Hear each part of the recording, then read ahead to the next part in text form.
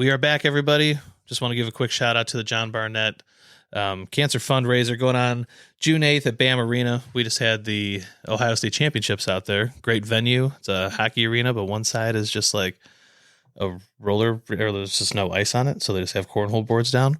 Good food, good beer prices. So join out on June 8th at BAM Arena for a great cause for John Barnett and family. Just raising some funds. So that they post up like jerseys and stuff. Yeah, like that. yeah, they got all I love kinds the of stuff coming. Yeah, designs are nice. So yeah, I mean, I'm super excited. I'll be in attendance most likely. I don't think Sean can make it. You'll be with your chitlins, Disney World, Disney Magic. But that's okay. I'll head out there and see what's up. And then without further ado, of course, this thing's brought to us by Draggin Bags. Can't say enough about them.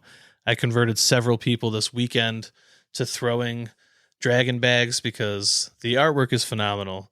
They have great bags for all types of throwers. I even sold a set out of my own bag because somebody liked them so much. So if you want to jump on the hype train, head over to dragginbags.com. Drop code BIGASP12 at checkout to save yourself some money on some great bags. And I know they just launched the Shot Kings Cornhole Power Dragons, and you probably missed it. I think they're gone.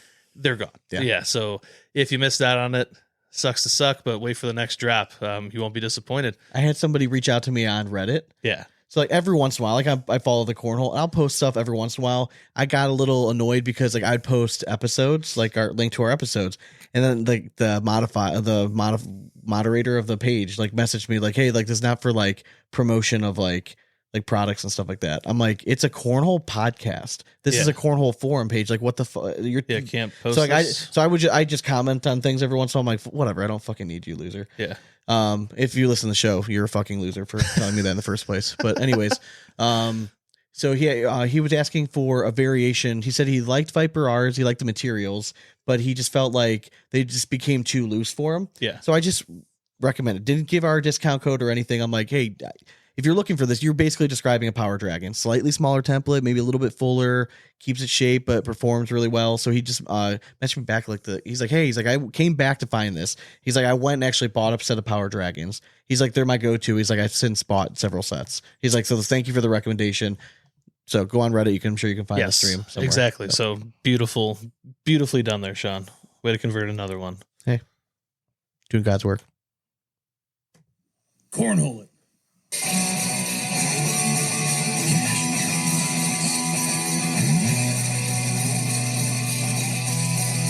Big ass cornhole. We hope you throw it straight and nothing but four baggers from here on out. All right, welcome back to another episode of the Big Ass Cornhole Podcast. Sean and Dane are here as always. What's going on, man? Not too much. Just another day, another dollar. Caitlin Clark just got drafted number 1 overall. She did, yeah. Shocker. Wow. I didn't put money on it. What, do you think it's going to change the WNBA at all? Not a bit. I really don't think it's cool. I think what she did for women's sports in general was awesome, especially like the amount of people that were clearly interested. I'll be interested to see how many of those Caitlin Clark like diehard fans, we'll put in quotes, are going to follow her over to the WNBA. Yeah, I mean, and if it'll translate into immediate success, I'm just saying. Yeah, we'll see. I would be surprised to see it. I wouldn't mind to see it, but yeah, it's just I don't know. The WNBA's product is it's a little hard to follow sometimes. Yeah, it's just not. But yeah. All right, so we have a busy episode this week, as always, man. As always, like you do every single week. Let the folks know what we're sipping on tonight in our favorite segment called "What You Drinking." What you drinking? Well, Sean, it smells like Green Spirit. It's the Green Grunge IPA from Fatheads Brewing. I'm actually kind of impressed. Fatheads has been pumping out some IPAs recently, like getting into the serious turnover game. And they were like for a long time Headhunter. Like this is our award-winning beer. Yeah, like we're Headhunter. No, they're starting to explore other things. Yeah. And this Green Grunge IPA, man, it's a good one. It's hoppy, but not like overbearingly hoppy. Only 6.5%. Does it smell like Green Spirit? It does. Okay. It does smell like Green Spirit. Sweet. But no, yeah, it's a good one. I just saw like it's a coolish can, so I figured I'd pick it up. And Fatheads with another good beer. Hell yeah. Gotta love it. All right, so we have another dose of audio gold today. The national finals are quickly approaching, so we're going to break down our thoughts and the matchups and let you know, like, hey, where we would put money on. Yeah. All right. We have bags to review. Up today are a series of bag by Grayfin Cornhole. And then we have dramatic readings. And then fresh off the Masters, we're going to do our best to try to compare some pro golfers to pro cornhole players off the top of the head. I like it. All right. Why not? It's something me and you've talked about behind the scenes. Yeah. And I feel like we wanted to do it last week leading into it. I think we but just like ran I feel out of like time. we've watched so many golfers this week. I feel like now it's a little fresher in my head on like and what now we can people do. know. Yeah. And then we're going to be joined by the legend, the former child cornhole phenom, the man known as DK, Mr. Derrick King.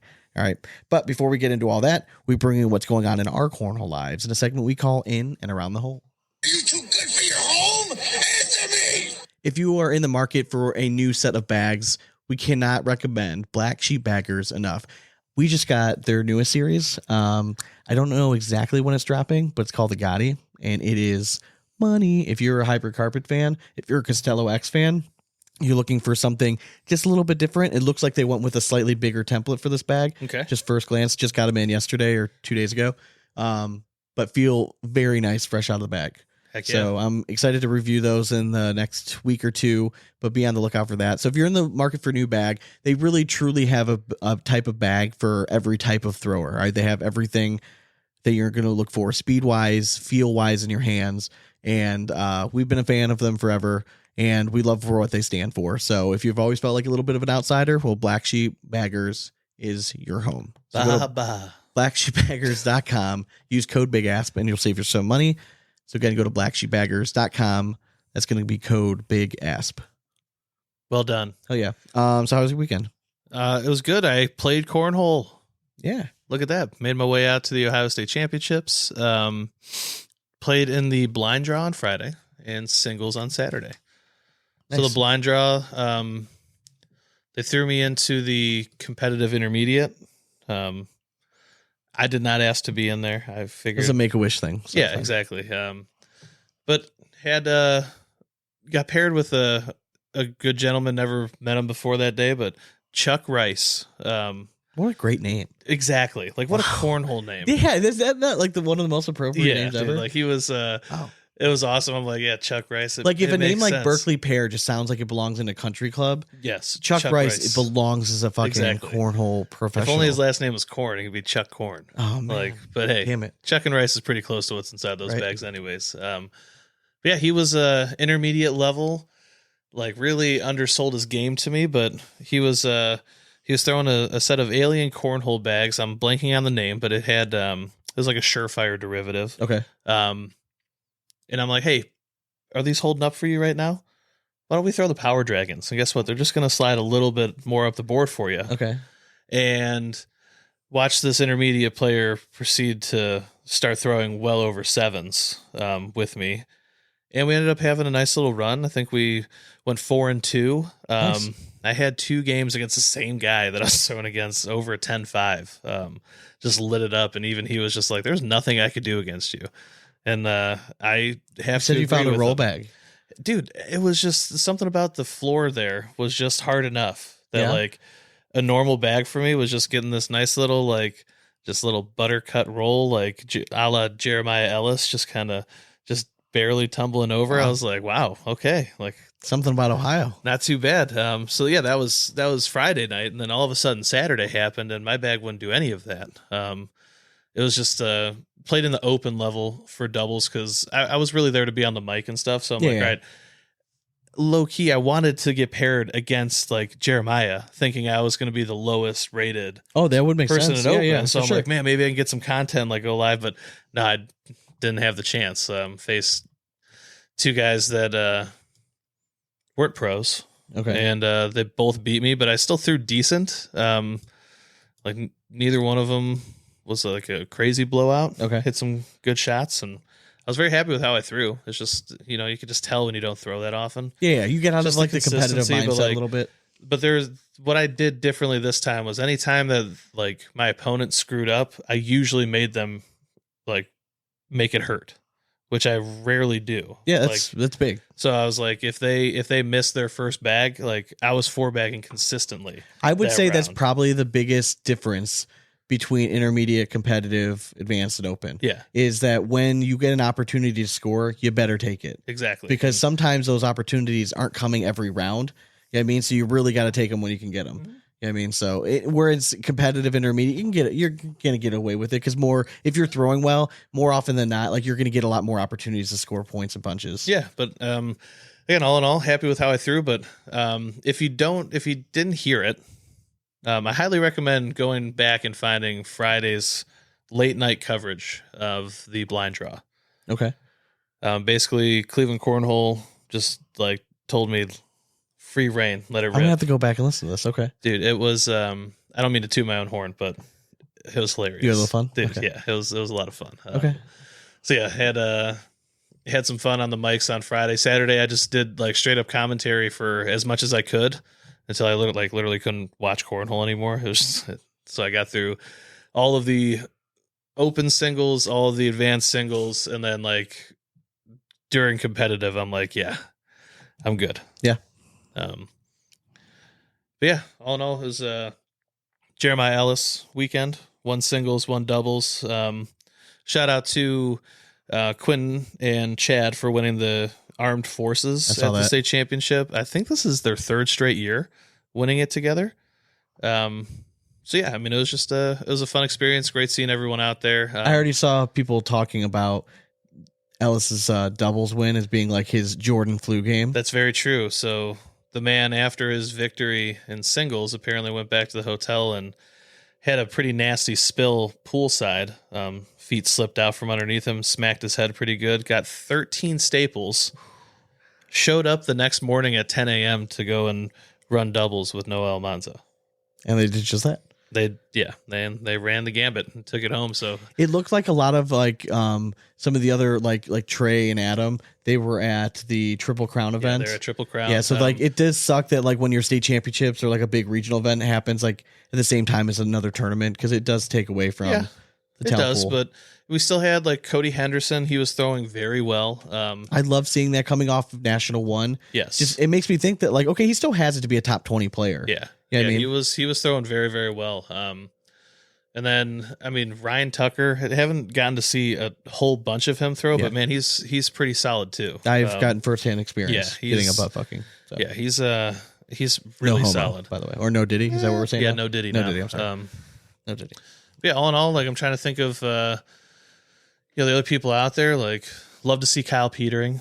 He's an Ohio native now, no longer living in Pennsylvania. I did not know that. Yeah, he moved to Dayton like 2 weeks ago. All right, so he's Kyle, like, "Oh, welcome, now, buddy." he's like, "Now I'm going to the Ohio State Championships." All right. Yeah, all right. So yeah, it was always good to see him. But yeah, like all in all, just The good Cleveland time. Cornhole crew and Yeah, all man, the regulars. Yeah, I will shout out, the Dennises of and course. Kevin Fairchild and Kevin Allen. Like they're always hospitable for us, and we just have a good time with I'm sure them. Man. Lawan was up there. Yeah, we all played. We played a match against each other. It was me and Dennis Fortney against Kevin Fairchild and Kevin Allen. So the Kevins against, and we lost. We went 0-2 against them. Did you in really? a best Okay. of 3. Who did you throw against? I threw against Kevin. Okay. Kevin Allen. Okay. Yeah. Yeah. No, it's just couldn't quite get it. I got him a couple times. So but Kevin just- Allen, he still gets out of the house now. He's got 3 He does. kids. Yeah, he does. They were.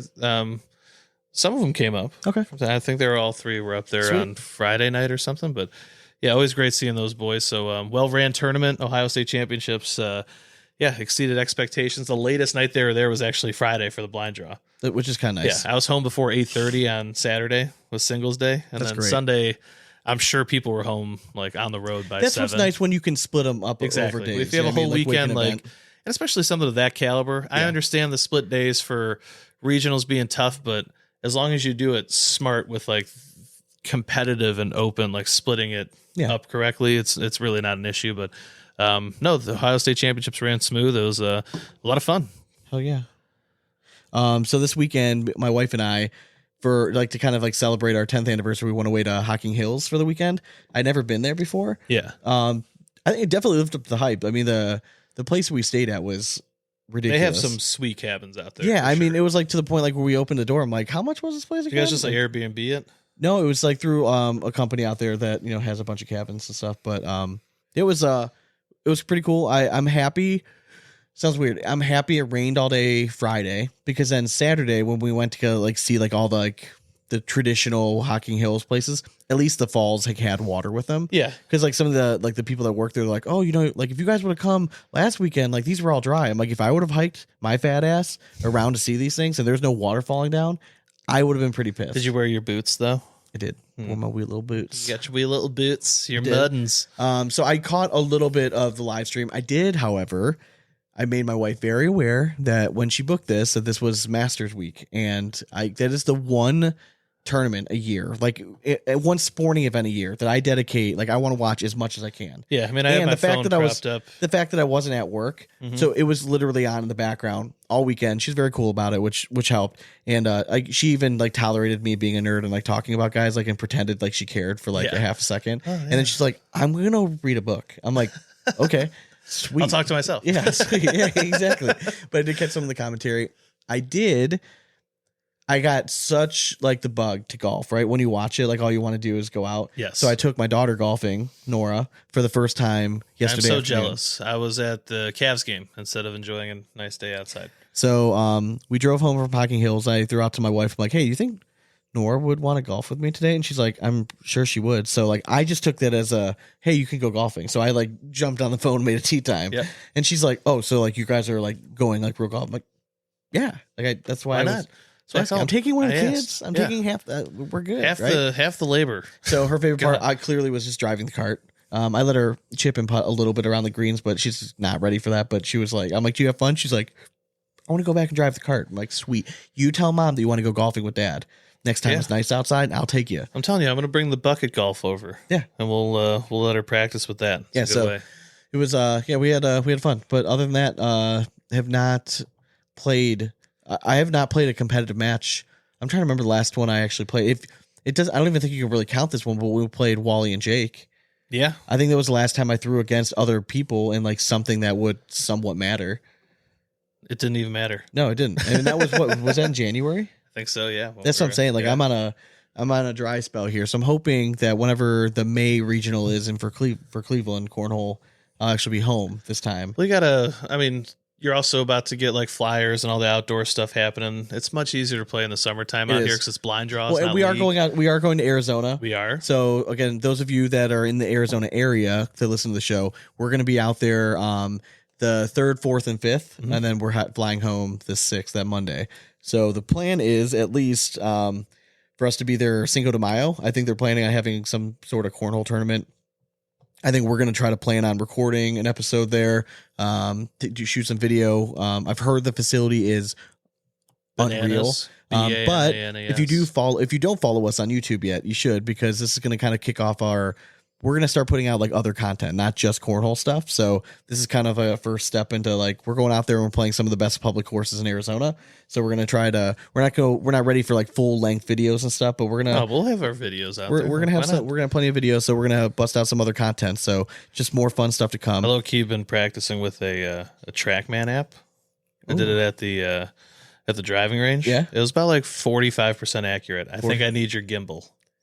Oh, It okay. needs to stay steady. Oh yeah, that's fine. I mean, Something like we're gonna have it. yeah. So I think I'll need to toy around with it a little bit more. But I think and the it could nice be thing is cool. that the gimbal allows you can charge it while it's working too. So which will be very helpful. But no, I'm excited. Yeah, I think I what would think- be even funnier is if we just drew the lines ourselves. Like we'll just duff a drive, but we'll just like show a line, like going like 400 yards, like right The down shot the middle. tracer? Yeah, Yeah. exactly. Yeah. No, it's I'm excited for it. We officially announced on Thursday. I know those of you that listen to the show, we've been talking about, but we officially announced it to the world, if you would. First annual Big Ass Open, September 21st. Lots First of all, traction. Right yeah, off the thank you rip. everyone that shared the post, liked it. Like that kind of stuff goes a long way. Really does. We're super excited. Like I can't wait. Registration is going to open up. I think it was it June 10th or 11th? Yeah, I think it was said? one of those 10th or 11th. Let me look. Just Yeah, it's getting all gonna the be ducks in the row. Monday, June 10th. Registration is going to open. We're going to have a link. It's going to go take you to a website, and we're just going to require one team member to come on and put it on. You're going to enter your email address, and then from there, we'll figure. Yeah, and if all you're that fun interested in stuff sponsoring, please Yeah. reach out. We do have a full sponsorship deck that we are willing to send you, or it's already been sent to you, and we're Yeah. just waiting to hear back. Again, there's no pressure. We're just trying to put on a really fun tournament. Like, get back to the roots of cornhole, which was just it's like going to be a whole weekend kicking it with event your too. friends and just having a great weekend. Yeah, and there's going to be surrounding cornhole the entire time. I mean, So Friday night there'll be for sure a tournament. I could gonna be a probably blind be draw. persuaded to call off work on Friday and go golfing in the morning. fiddlesticks. So if you're an out of town guest and you're considering coming in and you like golf and cornhole, this is literally the weekend for you. Yes. So Yeah. I would head just on out wanna- to the Cleveland area. It's in Independence, Ohio. We've been getting that question a lot. It's just 15 minutes from the Cleveland airport. Yeah, you can literally stay next to the airport and be there in 15. You can Yeah. stay downtown and be there in 15. And It's all the very easy to cornhole- get there. And the cornhole venue that we are talking about, the indoor cornhole venue. So this is a rain or shine event. Yes. Or the place that they'll hold the blind draws and everything is 10 minutes, not even Yeah, up the road. just down There's the one road. exit on the Yeah. highway. And we have contingencies in place, so like everything's going to happen. man, it's gonna be we'll be an good to epic go. And yeah, it's just going to be, if your heart's in the cornhole realm, there will be plenty of cornhole to be had. Or if you're tired of cornhole and you want to get out and golf with some normies, come out and golf. Let's do it. Agreed. Okay, so we have the ACL kickoff battle finals and the first pro shootout finals. So this is coming our up this first weekend. time that we've ever had the luxury of like preparing and mulling over for 2 weeks. I don't know if I like it because I kept going back and forth so many times. Oh, it's way easier playing Monday morning quarterback. You know, Yes. afterwards, like, well, clearly I would have. You know what I mean? So this is it. I hate the fact that we don't see it that day and we do have to wait, but like it does for like content wise, It is it's nice. fucking great. Yeah, So thank you it's very just much. free Yes. another week for us to talk about. So in the for singles finals, all right. So we'll do singles and doubles, and then we'll go to pro shootout after that. But for singles, we have Jeremiah Ellis versus Adam Hissner, and you have Braden Wilson and Gavin Cano. Now the DraftKings Sportsbook line did open up this. They did drop the lines today, and you have Jeremiah Ellis. Surprise, surprise, is the favorite. He's at plus 115. Then you have Gavin Cano coming in at plus 190, and then Adam Hissner at plus 300. Now, what has not been confirmed 100% with DraftKings specifically is what happens if Braden Wilson wins the whole freaking thing. Is DraftKings just going to then collect that money, or are they going to then pay out second place? If it's the latter, if they're going to pay out whoever he would theoretically beat in the finals, then it really makes zero sense in singles to put money on Gavin. Yeah, no, I agree with that logic because again, you're kind of handcuffing yourself to that one person. Correct. Yeah. So, because theoretically, if Braden wins, then whoever wins the other one's going to win the bet. Mm-hmm. So, in terms of that, now I think very much that Gavin could play spoiler this entire weekend for the coming out of Jeremiah Ellis and what everyone is already proclaiming him as the number one, me included, who was on my power ranking. I think that in terms of odds, I think that they got it right. I think that those two should be the favorite. I think plus 300, Adam Hissner is interesting, but he's got Ellis that first round. It's really tough. But don't be afraid to put money on Adam Hissner. He's a gamer. He's a big time guy. But Jeremiah has been on another level recently. He has, but like, does it change your mind at all that it's like, it's one game? No. With Jeremiah between him and Adam? No, it doesn't. Only because like it's been a long time. It's been since the first pro shootout that we've seen Adam Hissner really make a really good run. Yeah. In singles. Jeremiah has been dominating, and he's beaten Adam before. You know what I mean? Like, this is a match. Yes. Let's say Adam faces Braden. I think you automatically give the little nod to Adam just because of experience level. Yeah, I think again, so. one game, like it's a lot of pressure stepping up on there now. I do believe that Jeremiah knows how to handle it. He's faced Adam a billion times, so they know what they're getting themselves into. On the flip side, yeah, you're saying like it's hard to place that bet on Gavin. But I had him as my number one overall. I know you do. I know. And yeah, it's hard for me to not bet on him for this. Money. So if we're talking just the betting world, I already have Jeremiah Ellis with better odds than plus 115. That's true. As an outright winner. So I might take a shot on Hissner. Mm-hmm. I might take a shot on Gavin. I haven't quite decided yet. Bit, yeah. But if I'm following my own strategy, then it would make more sense to put some money down on Hissner. Yeah. Plus 300 I is that. looking nice. But I do expect it to be Ellis versus Cano in the finals. And then from there, man, if you're really talking like I'll take the plus money with Kano. Dude, honestly, like me as a cornhole fan, I want that to happen, and I want to see an epic battle. Yeah, well, yes. Like I really do think that they have the chops to put on just a game that will go down in history. They do, and they play a very similar game, and they're clearly the two that are throwing the best in the country right now. Yeah. So I think that like as like cornhole content people, like I think that we all want to see that. We all make it easy for us. Who's number one? Who's number one? Yeah, who's one and who's two? Outright, finally, You guys just right can off the show us rip, right just away. tell us. You know what I mean? So like just make us look smart. So if Jeremiah wins the whole thing, I'll look smart. If Gavin wins, you'll look smart. And if neither one of them move on, then And we're looking dumb. I'll probably win some money then. Yeah, I'll look the dumbest though, because I think you still put Hissner in your top 10. I did. I didn't. All right. So in doubles, we have Smith and Wiedenfeld are facing off against Ryan and Walker. And then we have Smith and Richards going against Kano and Hamilton. This one's super interesting because they have Smith and Richards at plus 145. And then you have Kano and Hamilton at plus 230. I thought it would have been because they only have to is it because of the name that they have to face? I think so. And I think because if you're taking things in consideration, like Smith and Richards is my number one team. Yes. I just thought it should have been a little bit closer, the lines for those two. I think it should be closer to a toss up. So if I'm putting money down on this, I'm probably going to take a shot with Kano and Hamilton. If you're asking me who I think is going to win, I mean, if you look at my power rankings, like I have Smith and Richards, and until another team proves me wrong, like they're going to be that team for me going in. But for money wise, I'm going to have some money down on Kano and Hamilton. Yeah, no, I don't know. That's a hard one to bet on in my mind, because do you go with the household name or do you go with the guys that have been performing consistently leading up to it? I think a lot of this goes down to, we all know how talented Fisher Hamilton can be, but we also showed us last time that he's susceptible to giving up big rounds. And I'm going to be interested to see who throws against who. And I think that if Fisher can avoid giving up the big round, I think they're a very, very tough out. And again, we've seen Mark Richards, right? He's still a phenomenal player. Obviously still top 10, right? He's number 4 in my power rankings, but he hasn't looked quite as sharp. You made a good point earlier. He kind of got off to the same start last year. He wasn't lighting up everyone on fire that first national, and then like national 2s were like, oh, why do we doubt it? Like we're all dumb. Like, of course it's Mark Richards. Yeah, come on, man. So which one are we going to see?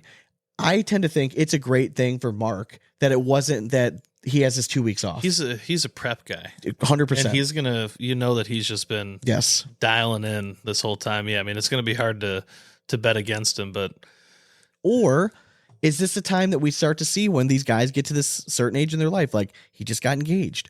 Like, you know what I mean? Like what else is going on in their life? Does you know what I mean? Like that stuff. Yeah, that's what I'm saying. Like it does change. But again, Smith and Richards, my number one team. If I gun to my head, who do I think is going to win? I'm gonna say Smith and Richards. And if you're asking me who I'm putting money down on, Kano and Hamilton. I'm more of a big return guy. Yeah, for sure. And again, Ryan and Walker, it makes 0 sense to put money on them. Yeah. You can't bet on Smith and Wiedenfeld because Wiedenfeld's only 17. So you can't bet on a junior. So if they end up winning the whole thing, theoretically, then you're going to have the winner of Kano Hamilton, Tony Smith, in terms for how DraftKings might look at it. That might be the winner. Now, I'm not saying that it's what they do. I've not had that confirmed. I've sent emails to DraftKings, 0 motherfucking response. This is just our speculation and what from other people have told us. Yes, is how it's going to work. So if that's the case, that's what you got to do. Yeah. But if we're being honest though, I think I like Smith and Wiedenfeld anyways. I think that leaving the last national, they looked like the top team. They looked like the hottest team. Does that translate over? I hope so. Mm-hmm. I really do, because I think that they're a very talented team. It also depends on board conditions. If the boards are super tacky, that plays right into Walker. Yeah, and Ryan. Yeah. Yeah, they love that dirty game. They do. So, but yeah, I think in the finals, again, if gun to my head, who do I have to pick? I think we'll see Richards and Smith going against Smith and Wiedenfeld. Again, I'm going to keep Smith and Richards there until someone knocks them off. Yeah, no, I think I gotta agree with you to a point, but I'm hedging my bets and putting money on both of them. Okay. Have to. I get it. All right. If we're going to the pro shootout, all right, pro shootout is always interesting because it's round limited. So certain individuals tend to, historically, the last 3 years have done very well in it. We said in our preview episode, the one right before the national, we said, like, if you're putting money down on somebody in the pro shootout, it better be Eric Davis or you're dumb. Yeah. So he made us look a little bit smart. So in singles, we have, let me pull this up real fast. We have Jeremiah Ellis is the favorite. Yeah. All right, he's plus 125. You have Eric Davis at plus 200, Tony Smith at plus 250, and then Ian Cripps, still under 18. You cannot put money down on it. Now, interesting, I think that we all would have liked, realistically, to see Smith and Ellis play, maybe have the possibility of that in the finals. The championship. We're not going to have that. They face in the first round. All right, so that's a tough one. And then you have Eric Davis versus Ian Cripps. I'm thinking, is round limited. This is Eric Davis' specialty. I like him getting past Ian. Now, again, Ian has been blowing lights out, but Eric Davis this round limited thing, and he's been on the broadcast so many times. Yeah. He's already won the pro shootout before, you know what I mean, like in doubles. So I feel like been there, done that. I think Eric Davis is maybe got a little chip on his shoulder. Maybe we all were not talking about him. Or he just knows, like, hey, I just win these, and that's my money. Like everything else, and I don't if he need wins to this worry one, about. he doesn't have to worry about the rest of the year. Win this first one. It's a really nice feeling. But historically speaking, we've seen in the past the winner of the first pro shootout is typically like a bigger name, right? So I would imagine it's going to be Smith or Ellis, but again, you really can't count out Davis at all. I have money on him. Follow my own advice, so I'm secretly hoping go Eric Davis kind of thing. But I'm excited to watch the Smith and Ellis match.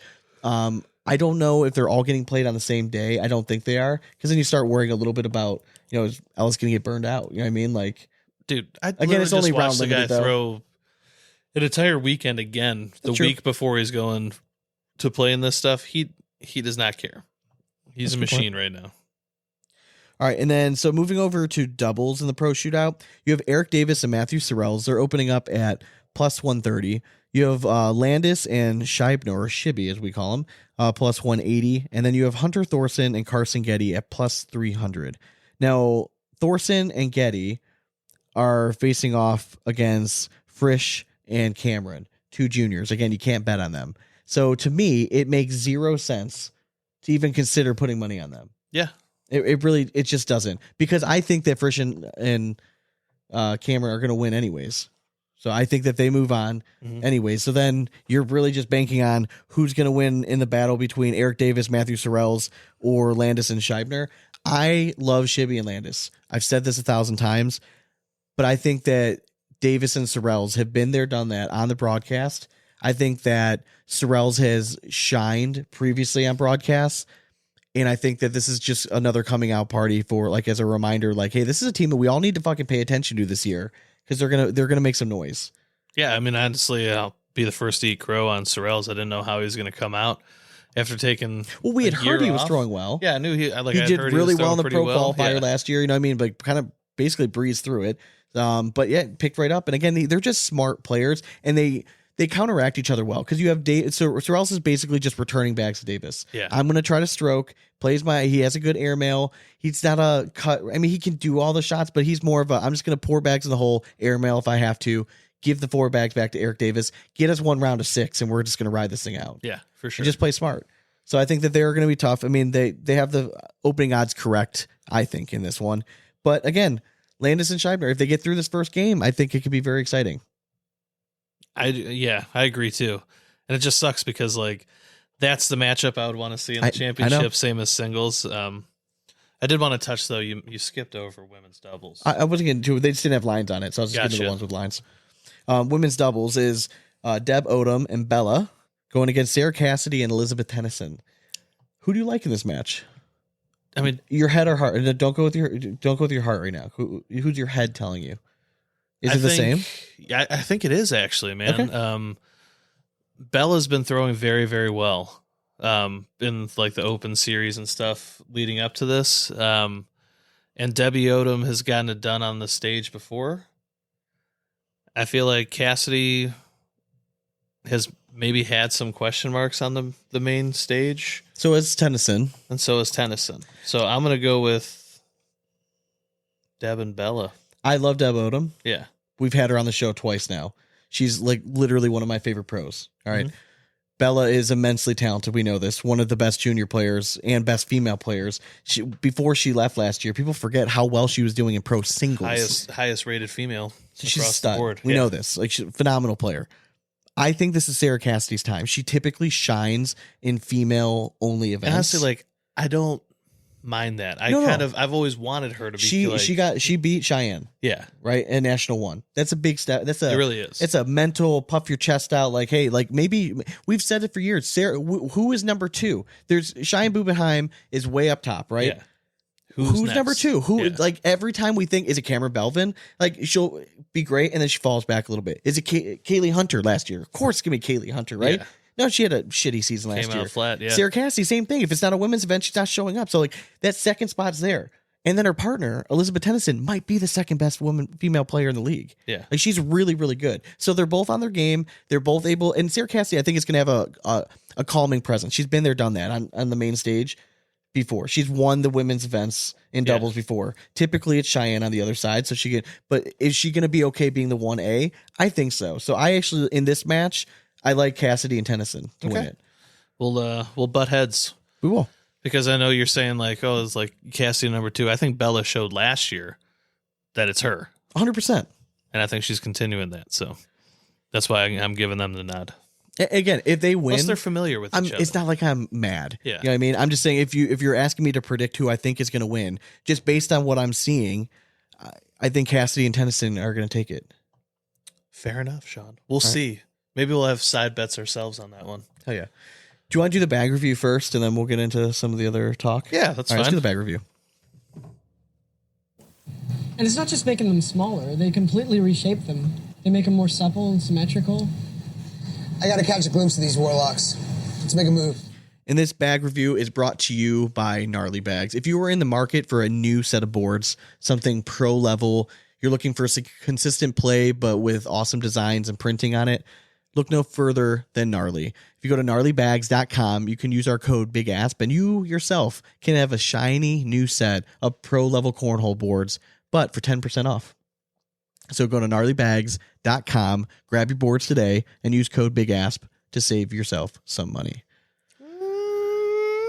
Okay, so this is one of those companies that when I was going through for the best of the bags that I wasn't very familiar with, Yeah. and I reached out to them. I'm like, hey, we've never reviewed your stuff, but some people have mentioned your cornhole bags, and I would like to include you in the contest.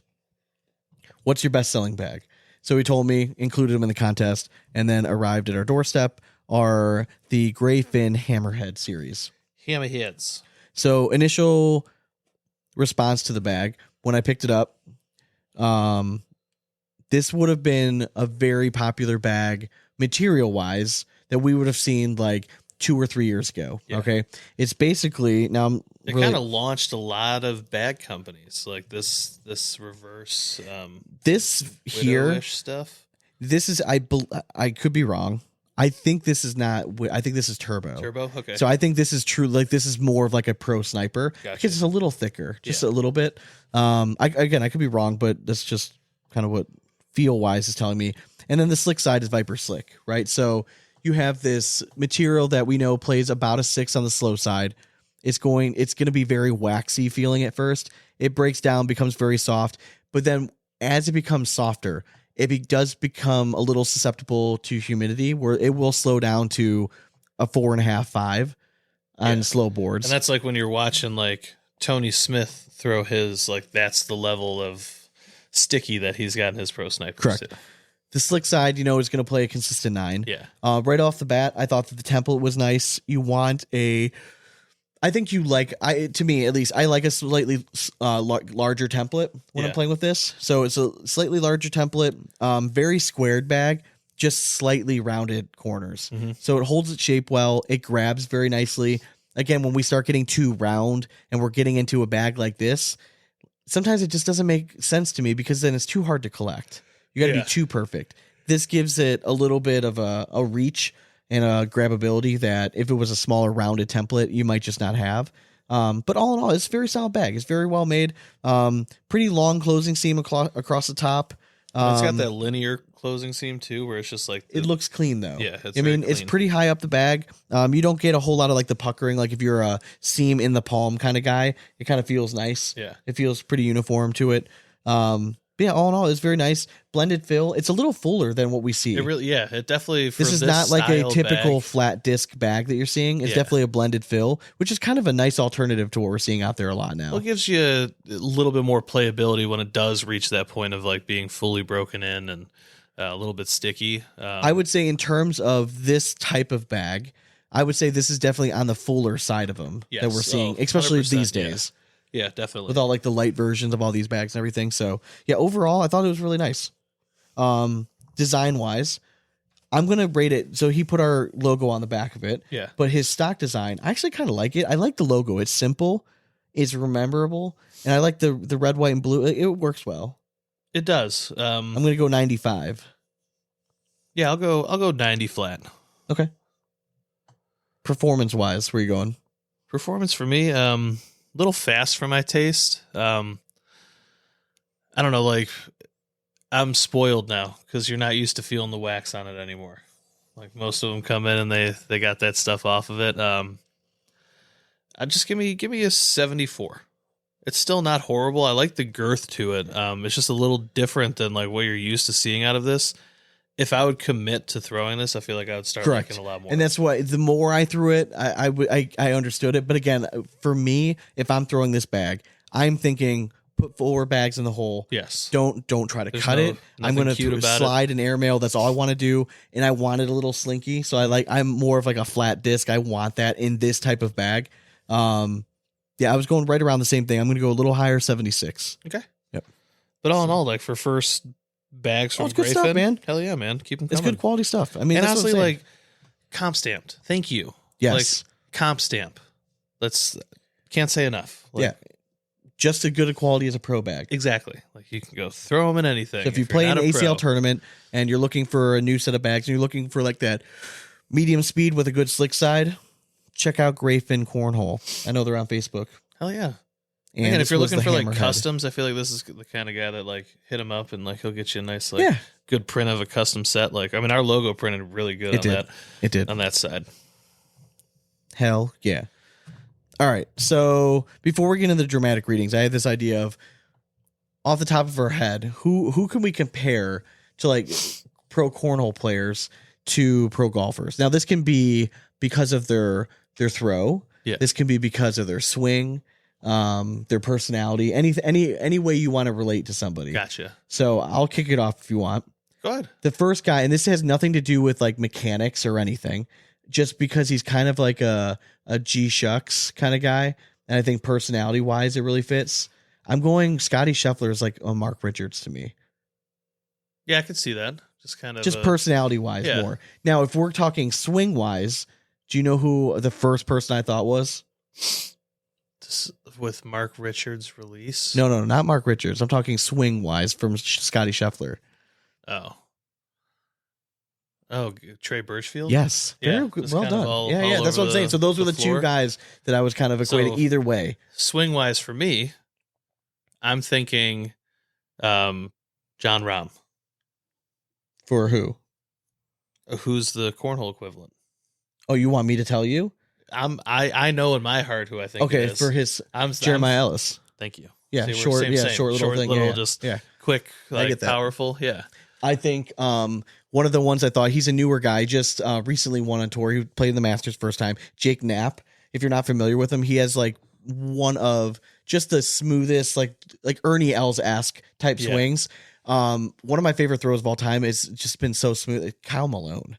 Yeah. I've always thought Looks like his he's throw, only throwing it 3 feet. yeah, man, it But just it looks like somehow he's, just yeah. comes out every time. The guy's 110 pounds soaking wet, but he just looks like it Smooth. comes out of his hand effortlessly every single time. Now you mentioned Ernie Els. Yes. And I had originally thought Ernie Els, give me Matt Abernathy, Yes. right? Yeah, Just a yeah. tall, easy, like just everything looks very fluid. Yeah. It's got like, yeah. I like that. Okay. I Yeah. like that. All right, so this one, just because, not because he's same personality, because I very much like the cornhole guy, pro player. I think he's a fucking asshole. But because like he plays the villain well, Patrick Cantlay is Cody Henderson. Yeah, I could see that for sure. Like he has his people that are in his corner and they love him, but then he has a lot of people who think Cody Henderson, like the antics, like they just don't like it. Yeah, but I mean, I'm all for it. Yeah, I mean, I might become a Cantlay fan now that you said it. So. Probably not. Yeah, I'm just trying to. I don't know. I'm trying to think of like classics too. Like, I mean, one that I would actually throw out there recently because his throw changed so much from what I've seen in the past. But Ryan Smith with Jim Furyk got this like weird like loop. Actually, that's like coming around it, right? It's different, like complete opposite I like way that. of thinking it. But I had Ryan coming Smith down around as it. like a Bryson DeChambeau. I think There's a guy that takes care of analytical himself. approach, Yeah, exactly. yeah. You know, that's kind of why I thought, but I do like the Furyk. That's very good. Especially like with Yeah, this no, I newish, completely like, get it. newer Yes, throw yeah. coming around. Like, yeah, No, I just do get kind of, struck me as that. I think Eric Davis for me was Ricky Fowler because, you know, he had a lot of success early on in his career. And then we've hit this like little bit of a lull. He's and got then the sauce, now it's this but- resurgence, you know, what I mean, of Ricky coming back Fowler. So alive. like, that's kind of reminded me of Ricky Fowler a little bit. So Yeah, and then give me one more. all right, I'm going. Trevor Brooks is Cornhole's John Daly. That's too easy, I think. But yeah, I You didn't agree. mention it, so I'll take that's No, my I last agree. one. I Hanging agree. it. I agree. Okay. Yeah, I like that. Oh yeah, So we can end a softball. That's fine. that's true. It's hard That's to very go true. through. Yeah. Very true. All right, let's do dramatic readings. In a world where bean bags have brought men to their knees, social media serves as sanctuary for keyboard warriors. Time for the dramatic readings. And as always, these dramatic readings are brought to you by Big D Bags. Don't be one, throw them. Over at bigdbags.com. Or wear one on your head. Where, just slap a big old D right across your forehead. You'll never feel more comfortable in your life. The hats are great. Yes. I think he needs to come out with like a mushroom stamp hat or something. I think it'd Like be just funny. on the underside of the bill. Yes, exactly. A little bit? Yeah. Nope. John, get at me. There you go. Free marketing. But yeah, Big D Bags. Love them, throw them, get on the train, put your hands on some big old D's.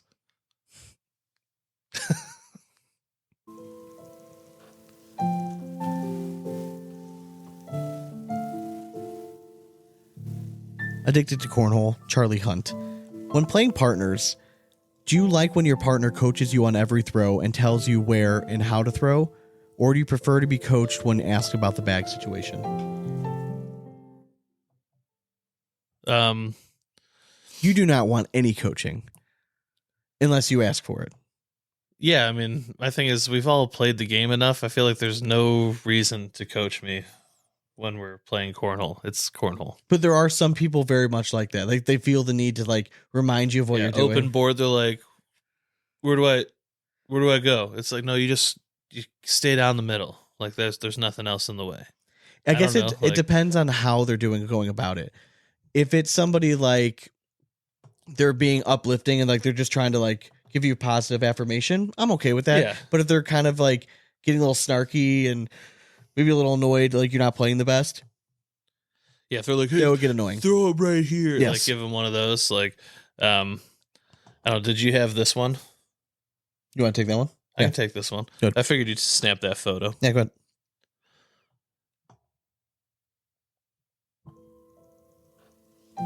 Addicted to cornhole. I don't believe the ACL is ever going to keep growing the sport, in quotes. You can't keep biting the hand that feeds you, and right now that hand is the non-pro players paying in a tournament in the lower 3 divisions that you keep rating the prize money to pay the top tier. Run-on sentence. If you have separate divisions, the money for the player should stay in that division. Unless you do rounder to decide division, then that's different. Change my mind. I mean, It always cracks me up because like this All is probably like the 10th time it's come up. Unpopular opinion. Okay. If you're like not in advanced and competitive or advanced and open, I feel like you shouldn't win money. I know it's the unpopular opinion out there, but guys, we've all gone to these Sunday beer league tournaments and stuff with your softball buddies, and there's no fucking prize money. You get a trophy. You get a trophy, like, and you get to hang out with your boys and have a good time. Like, if you're at that intermediate and competitive level, earn the right to make the money. You want to get rid of sandbagging. This is how you do it. That's how you do it. And yes. then you weed yourself out of the people who actually love playing and the people who are just think they can win money. Yeah, and guess it. what? If you move all of that money up, then they can pay out more places. And then you have a better chance at winning money if you have the chops to earn that money. I just hate the fact that everyone feels this entitlement that, oh, well, I paid, I should have a chance to win it against people at my own level. No, like this, like, what is grade school athletics? They win a championship. They're not fucking getting checks. Like, you're amateur level. You don't earn money there.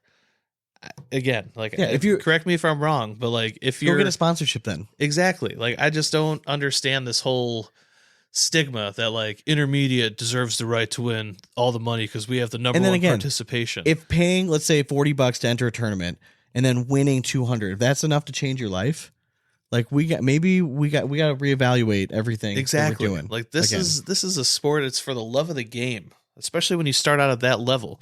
Again, we talk about the camaraderie in the cornhole family.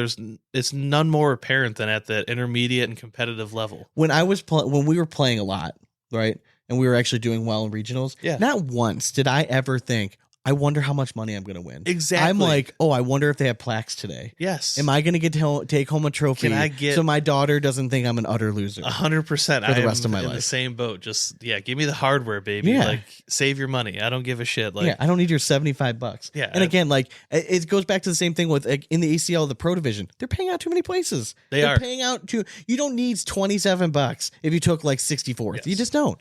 You need a slap on the ass and be like, hey, play better next time. Exactly. But we don't. Need to get angry at the fact that you didn't make any money and use it. Motivate people. Yeah, motivate people to play better and want to move up. If you want to play with the big boys, you want to win the money. Yeah, then fucking step up and play with the big boys. I'm happy that we're on the same page. Oh, 100%. Because like, I mean, at the States, I heard it repeatedly. People were like, "Well, look, if I take third, how much?" I'm like, guys, what do you care? You're gonna lose now that you're asking how much you're gonna make if you. And guess what? Third. You're gonna lose it in the 4 blind draws you play next week anyway. Yes, so just stop. You're gonna lose it at the bar before you walk out of here. Like, just it's about. And if you're trying to use this as extra income, then become a pro.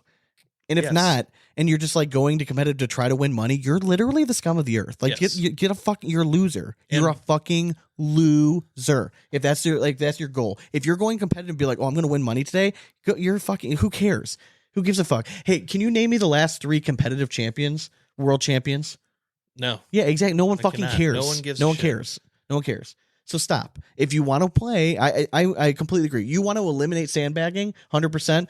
No more payouts below advanced. So I'm saying no more, none. And just bring it. Write it down. Yeah, get it all up there. And like, I mean, I know everyone will be like, well, no, I don't have a chance to win. It's like, you already lost because you're saying that.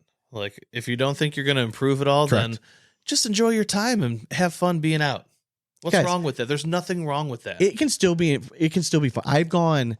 I went from going to doing very well, winning a lot, to I have not won any. I've won one event when I was on like a Cape You've Cod won 2 one years match ago. in 5 years. No, I'm just kidding. Seriously.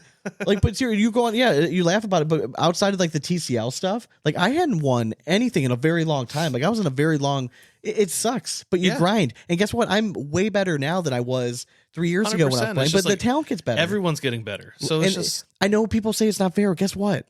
It's not, nothing. Life is not fair. Yeah, correct. No one owes you anything. Different. Yes, earn it. Yeah, correct. Somebody would have to come up with a very compelling argument on the counter to that for me to ever to be like, oh yeah, intermediate should get played. No, and then on the flip side too, like piggybacking on this, if you're one of those people out there giving your directors bullshit because of payouts and stuff, go fuck yourself too, because they're allowed to get paid for running this shit. It's not easy. Yeah. It's long fucking days. They literally give up entire weekends away from their family to host this stuff for you. And how dare you think that they don't get to bring home any money on it? It's a business. They have to pay for the fucking venue so you can come and have your fun, and then bitch at them about not winning $50 fucking in the intermediate division, taking 5th place. I'm sorry. Like, all of that shit needs to stop in this sport if it's going to keep growing. Like, and I know it's like few and far between, but everyone that's listening to the show has seen it happen firsthand. And if you don't call it out at the moment, it's never going to stop. So we just need to band together and bring this thing back to what it is. And like, I keep saying it, like somewhere like in the last 2 seasons, cornhole is not as fun as it used to be at these tournaments. And I feel like we always talked about like clicks and stuff. It's not even clicks anymore. It's people just all worried about winning. And yes, we all want to win. But at the same time, last I checked, every time I crack open a beer, I'm a winner too. I like when I'm not the only one that gets fired up about stuff. So Yeah, this is nice. dude, like, No, I heard happy. it way too often this weekend. I'm just like, people bitching about like a tablet shorting out, like running out of battery. It's like, oh, heavens to Betsy. Let me just click 2 buttons and boom, it's right back to you. Sorry, your game got paused for 30 seconds. Like, another point going on, if you are one of those people that complains about a venue, but then you also bring your own alcohol and food to the venue when they specifically say not to, you do not get to complain about the venue anymore. No. The only way Lost that they your can right. market themselves to get big venues is be like, hey, we're bringing in a crowd and your concession is going to kill it. yeah. That sounds sweet. But then when everyone's bringing outside stuff, like, it's just a bad look. And especially Just like if don't that be venue is able to shady. get like a deal for you to have like cheaper beers, do not complain. Just be happy that there's some alcohol there that's reasonably priced. Or Because then go you check go out to a national. Yeah, go to a Jesus Christ. national. You're paying $12.50. Yeah, go to beer. Rock Like, Hill. Jesus And Christ. yeah, exactly. And then you have something to actually complain about. It's so. just like everyone feels so entitled, and it just drives me nuts. It's like, how about if you're bitching about the venue or the people running it, try running one yourself. Yep. And then get back to us. Dane, I think that deserves a very hearty rap horn. Does it? All right, you're going the wrong way. We got to walk it back.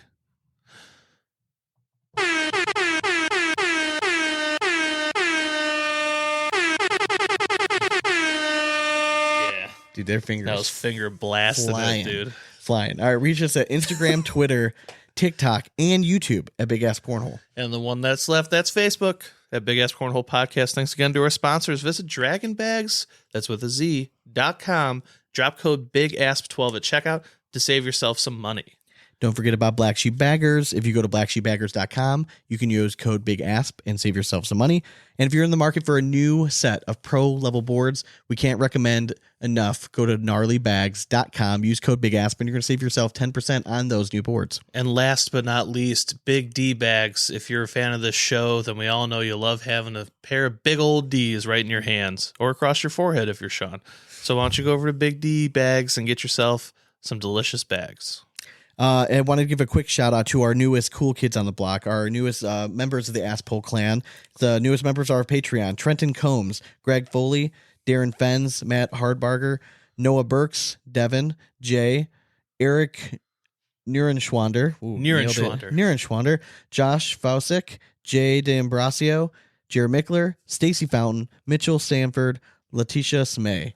So shout out to you guys. If you Y'all are the too real heroes. want to be cool as them and you want some access to bonus content, giveaways, we're going to do a happy hour next week. You go to patreon.com/bigasscornhole, and for the price of a beer a month, you can get access to a whole bunch of bonus stuff. So go to patreon.com/bigasscornhole, and we greatly appreciate your support, not just from Patreon, but just a quick shout out to everyone that's like listened to our show. Yes. Like, thank you very 100%, much, man. man. Like, this is like still going back to like when we first started this, going on 5 years now. 5 years, Sean.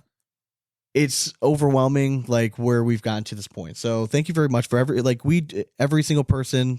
If you listen to our show, especially weekly, like we notice those things, man. So thank you very much for everyone that likes a post on Facebook, gives us a follow. Like we appreciate those things, and that's why it drives us to keep putting out good content. So we appreciate you guys.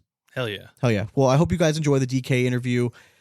He's been one of our favorite guys in the league for the last 3-4 years, man. He was our only sponsored It's a player sad at one day, time. man. Like, I don't know, like cornhole without DK. Like when we first came up, he was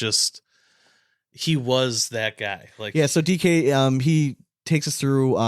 he decided to step away. So you'll hear from him. Yeah, and just it's going to be a little bit weird, but we talk a lot about possible changes that we can make to the pro division to make this like sustainable. And again, he's been a pro for like 10 years. Yeah. So he's been around the game for a very long time, very insightful dude. And then we end it with just some banger like tier talk, man. Like I just love like it just, and it was so organic too. We started with one and then somehow we ended up with like 3 or 4 steamrolled right into another. So hope you guys enjoy it, but thank you again for the support and enjoy the interview. And as always, we hope you throw it straight. And it's nothing but 4 baggers from here on out. Cornhole it. Later. All right, guys, we are back with the former child phenom of cornhole. All right, Thank you for saying phenom. some might know him as DK. We call him Mr. Derrick King on this show. What's going on, man? Not a whole lot. Thank you guys for having me. Always a pleasure. Of course, man. It's been a long time. So what have you been up to, man? Not a whole lot recently. Well, you got married, right? Since the last time I've talked to you, like on the show, you've got married, man. Like you're like a full blown adult now. Yeah, man. I'm all grown up. You know, it's definitely been an adventure. But yeah, I've been married for almost 6 months now. Beautiful person. Congrats. You made it this far. That's okay. So let me ask you. Start off. Since the like obligatory. Has anything changed since you guys got married? No. Okay. No. You guys still in that honeymoon phase then? Yeah. Oh yeah, dude. We love Dude, each other. ride that. It's somebody that just celebrated their 10th anniversary last week, right? Ride that shit out as long as you can. Oh yeah. You know, I feel like you know, when you have that special connection with somebody. Hell yeah. You know, the type of love, you know, you would do anything for them, they would do anything for you. You know, no matter the situation we're in, you know, we're always there for each other. So that's a pretty cool part. And I'm going to vouch for DK here. She is not standing behind him right now. So like this is coming from it's pretty heart. dark. I know. It's she coming lurking from in the heart. shadows back there. She does not have a gun to my head. So you guys, we can see like little DKs running around here eventually, or what's going on? That's the goal. All right, there we go. Nailing down a good, comfortable, stable job. Cat's getting out of the bag. DK is not playing cornhole this year. You know, due to a couple of circumstances that were supposed to happen that didn't quite line up. So, you know, I had to do what's best for me and my family, and you know, take accountability and you know, pursue something else. And I know that decision came, you know, pretty late, correct? Yeah. So I mean, it definitely wasn't an easy decision to make. You know, I've played this game for, you know, going on 17 years. It's crazy. He started when he was 3, folks. Started when he was 3. So, I mean, it definitely was a super tough decision to make. But I mean, after, you know, sitting down, thinking about it, talking about it with Haley, you know, I just decided to do what's best for me and her. I think this is the first time that, like, since we've been doing the show, like every year there's some attrition, right? Like there's always going to be players that are somewhat well known that decide to step away for whatever reason. But it feels like this year there's been a very large group of, like, I would say foundation core pieces to the ACL that have decided to step away for various reasons, right? Yeah. Whether it's health or, you know, financial reasons, whatever it be. You've been around the game a long time, right? Is it sustainable right now? Like, do you see like the current model? Like, obviously it was a personal decision. Like a lot of you guys in this certain age range, right? When you guys are just at that point where you're going to settle down. And a beautiful thing about cornhole that we've been saying for a long time is it's a young man's game right now, but you can always go back to it when you're older. You know what I mean? Like it's always going to be here. You know what I mean? So as long as it's around, you'll always have that opportunity to come back. And I feel like it's something that, like, with repetition, you can always pick it right back up. You know what I mean? No, for sure. I definitely think you're right. It's a younger man's sport. Or girl, or he, she, it, whatever the fuck you want. Just okay. Yeah, We'll keep it PC. West Coast, we got you. We're good. I personally don't know if I'm going to make a return. You know, I don't know what the future holds. Yeah, of course. I'm not saying that I'm against it by any means. You know, I'll always have a passion and love for this game. Let me ask you, are you an all or nothing kind of guy? Like when you decided to step away from pro stuff, like does that mean like you're not going to go to like regionals, you're not going to go to like blind draws? Like are you going to just take a big step back from the game in general? Yeah, so I'll basically be taking a big step back. Now I might go to, one here and there, Okay. but it's definitely not going to be a priority. To be the best in this game, if you devote your time to anything, you want to be the best. For sure. And in this game particularly, to be the best, you have to devote all your time to it. If not all your time, 95% of your time, to be at the top. So last week or 2 weeks ago, maybe, like a week and a half ago, we had the first national, right? So this is your like first national. You're kind of watching from home, knowing that you're not gonna go into it again. Like, can you walk us through kind of what you were feeling? Watching all the stuff unfold. Did you watch it at all, or were you just decided to step away and you're gonna stay away from it? No, so I actually watched more cornhole that weekend than I have in a long time. That's cool. Just every time I would get on Facebook, man, I would see somebody post that they're going to Florida. And it just, it hit me every time, man, I'm supposed to be making that post. But it just didn't happen. Don't ever question the Lord and what he has planned for you. It just wasn't meant to be. But yeah, I definitely cheered on a few players. I loved watching the competition. It's pretty interesting seeing what the game has turned into nowadays versus when I first started playing. So it was definitely cool to be able to watch at least. Are you gonna stay a fan? Like you said, you might casually play, but if like when the nationals come up, like are you gonna try to make an effort to like follow along and kind of stay at least in the know a little bit? Oh yeah, for sure. I'll be tuned into every event that's that I'm able to watch. It's pretty easy. All you have to do is listen to the Big Ass Cornhole podcast, and you'll stay pretty well informed. Already does that. Shameless plug.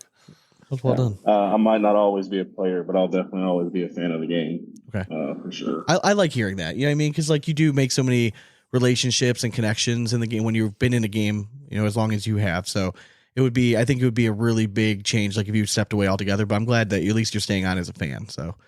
I think the game needs that for overall growth, right? If you're going to step away and you can't play, but if you can still watch, I mean, like every view counts. You know what I mean? Mm-hmm. Like for a game we're still trying to make it to like that next stage. I mean, we can't afford to really lose people right now. It's very true. For sure. No, I'll always be watching and tuned in, when I can. So you said you were watching last week and you were cheering for a few people. Who are the folks that you pull for? All right, so I've taken a big liking into Jeremiah ELLIS. Okay. He's a real fiery player. He is. Definitely can throw him in the hole. Matt Guy. Okay. I always like watching Matt Guy. You never know when he's going to roll off 80 in a row. Tony Smith. Love watching Tony play, especially here recently. Dude's been just lights out. That was the first time I think you were on the show. Was with DK. Was with Tony Smith. That was a long time ago. That was a long time ago. I mean, that was like 3+ years ago. Yeah, God, we're old. Yeah, that was a long time ago. We are getting old. I know, shit, man. I know. I need to. Tony hasn't been on since. I mean, he got like MVP and stuff. Like, he hasn't come on the show, even though I voted for the guy. Like, come on, man. Like, seriously. Well, you didn't vote for Jamie Graham, so people don't forget. Well, so we talked right before the first national was starting, right? And you asked me an interesting question, and you're like, before I let you go, I want to know if you what do you remember the question you asked me? Yeah, who is your pick to win the world championship in singles? You said if I had to put money down on one guy. You gave me one guy. You couldn't say. Yeah, one guy. And you said I got the answer correct. So who did you think that was going into last national? Jeremiah ELLIS. It wasn't Jamie Graham? Game changers? Yeah. Jamie Graham with game changers is definitely hard to beat. But after the ELLIS performances, man, they just keep coming. Well, he just had a heck of a performance this past weekend. Won singles in the Ohio State Championships went to the pool for a late night dip, slipped, Seen that. cracked his head open. 13 stitches later, comes back and wins doubles.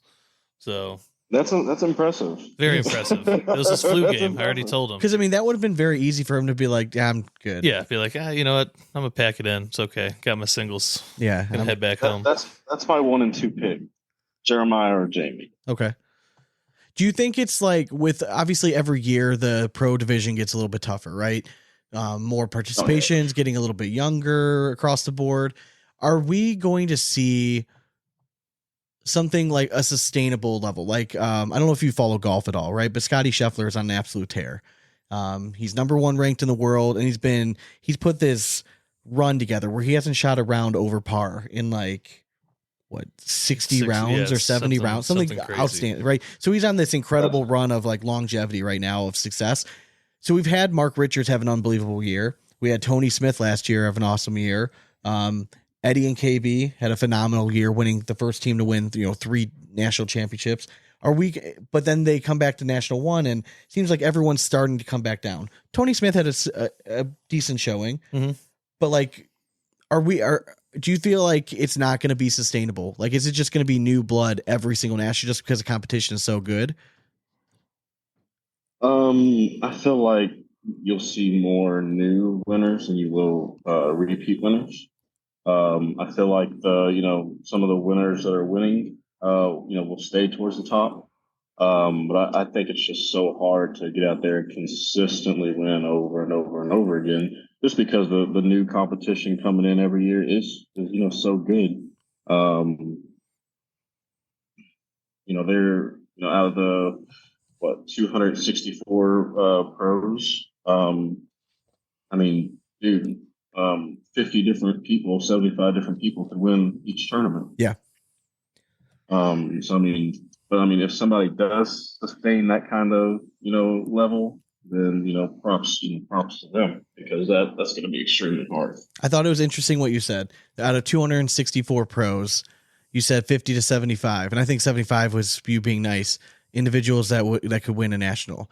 Do you think everyone kind of understands that going into a national tournament? I mean, obviously you go into a building, you feel like you're confident in your skills, but when it really comes down to it, like not everyone going in a building has a realistic chance of winning, right? And I know the motto is anyone can play, anyone can win, but like it's not true. No. It just certain isn't guys true. you step up against and you're like, if I beat him, like that's my when I Super Bowl. could, I can hang this on as a career win. I think the guys that are winning, maybe in the back of their head know that there's a lot of people that could win this event, but I think, they think that they're going to win. I definitely don't think there's anybody winning that thinks somebody else could win the event. If that makes sense. 264 pros is how it sits currently right now. We've seen, off the top of my head, 6 pretty good, like very solid foundational pieces from the ACL walk away this year. All right. Obviously they filled in elite players, next man up, going up. Is 264 too much to be sustainable? Like, do you feel like for the good of the ACL, like the pro division should be smaller? Like, should we shrink it down to 64? Should we shrink it? Is that too drastic? Should be 100? Yeah, let's get it to 64. I don't know, man. I'm kind of the same way. I feel like, Well, I think it also too, it's indicative of which direction they go. Obviously, if you go the teams route and you have more teams, then you can just fill it that way by having, rosters of 20 people per team or something. Yeah. But if it's going to stay this whole like national thing and the money has to come from inside of cornhole like it is right now, it's definitely got to drop down to like 64 people. I think it makes an interesting point with the stamping, right, of bags and getting a pro stamp bag. If you limit the amount of pros to 64, obviously at the most you could have 64 technically like pro stamped bag companies. I think eventually that's probably where we're going to go to. But I think that if you shrink the pro pool down, that makes the people that actually require legit sponsorship money to travel to all these national championships. I don't know. I just feel Makes it like attainable now. it does. 264 is a lot of people to cover.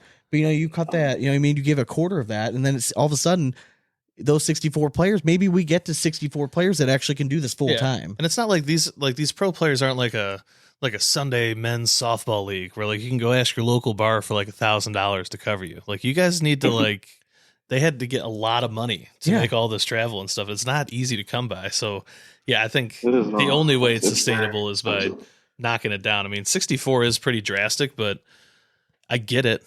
Like, and one, it also gives all 64 of those guys a chance to become a real household name. Yeah. Because I still feel like even though we find success in cornhole, like even like the novice fan still has no idea like who the G's are. Yeah. It's all like their local guys that they always see that just think are the best. But like really there's this whole world of just absolute killer. And again, and pros 64 that is don't just get a the number I'm recognition. throwing out. Yeah. Like right now, I think there's currently there's 16 teams. I mean, 64 makes clean brackets, like is what I'm thinking.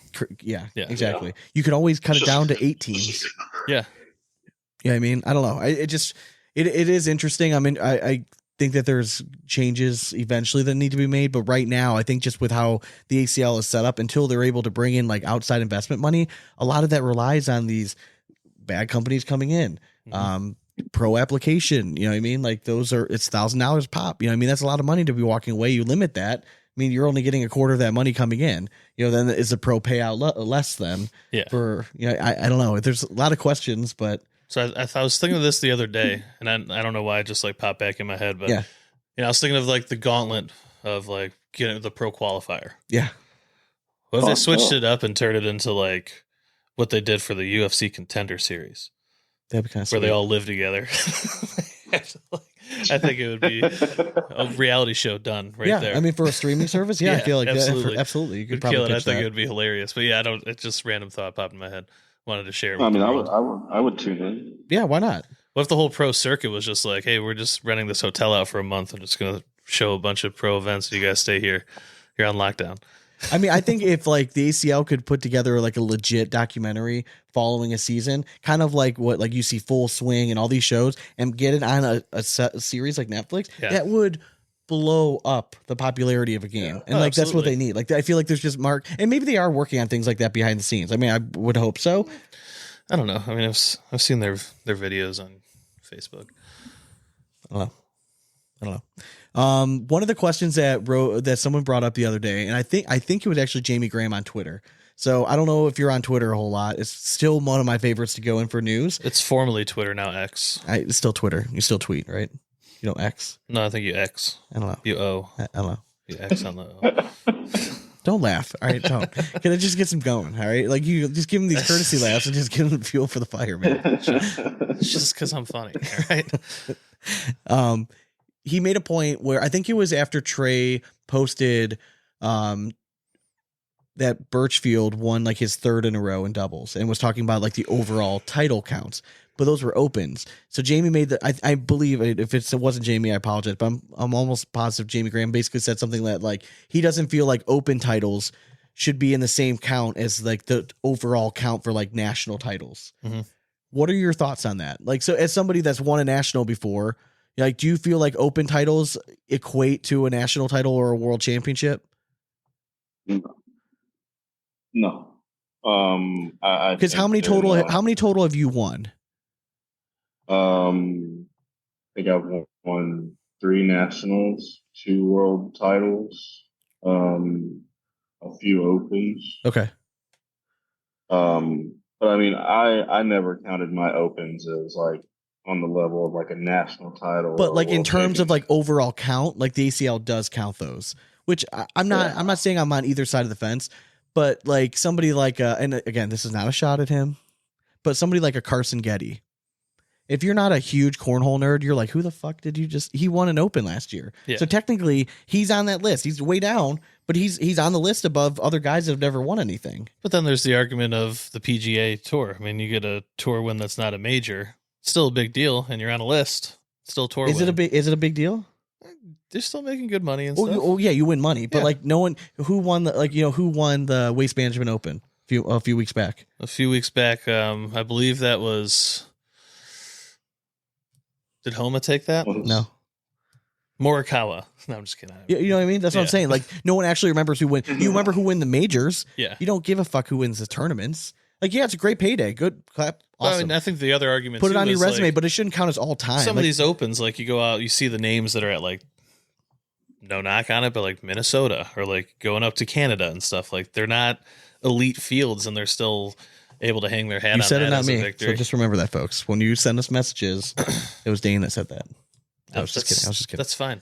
No, but I don't know. I feel like Carson is in the the doubles shootout final. he is. Mm-hmm. Again, that's why he was just the first name that came to my mind that of somebody that I knew that won an open but hadn't won like a national or anything, because he won one last year early on in the season, and it kind of put him on the radar. But then he had like an average season, I would say. Like people were saying like maybe he's a top 25 player. Yeah, you know what I mean, so he was just the first name that kind of popped in mind, and it was kind of that he was playing later. So.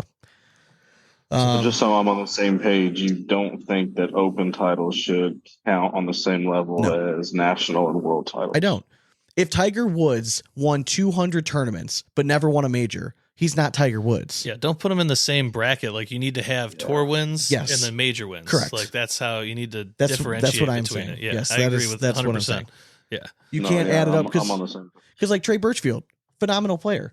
But like if you take away all the open, because he's an open doubles like machine, he just goes around winning fucking open doubles. If you take all those away, where does he fall in the overall list? I don't know, but we'll need a Trey Ryder or somebody. I feel like he only like dominated that one season, right? That he won.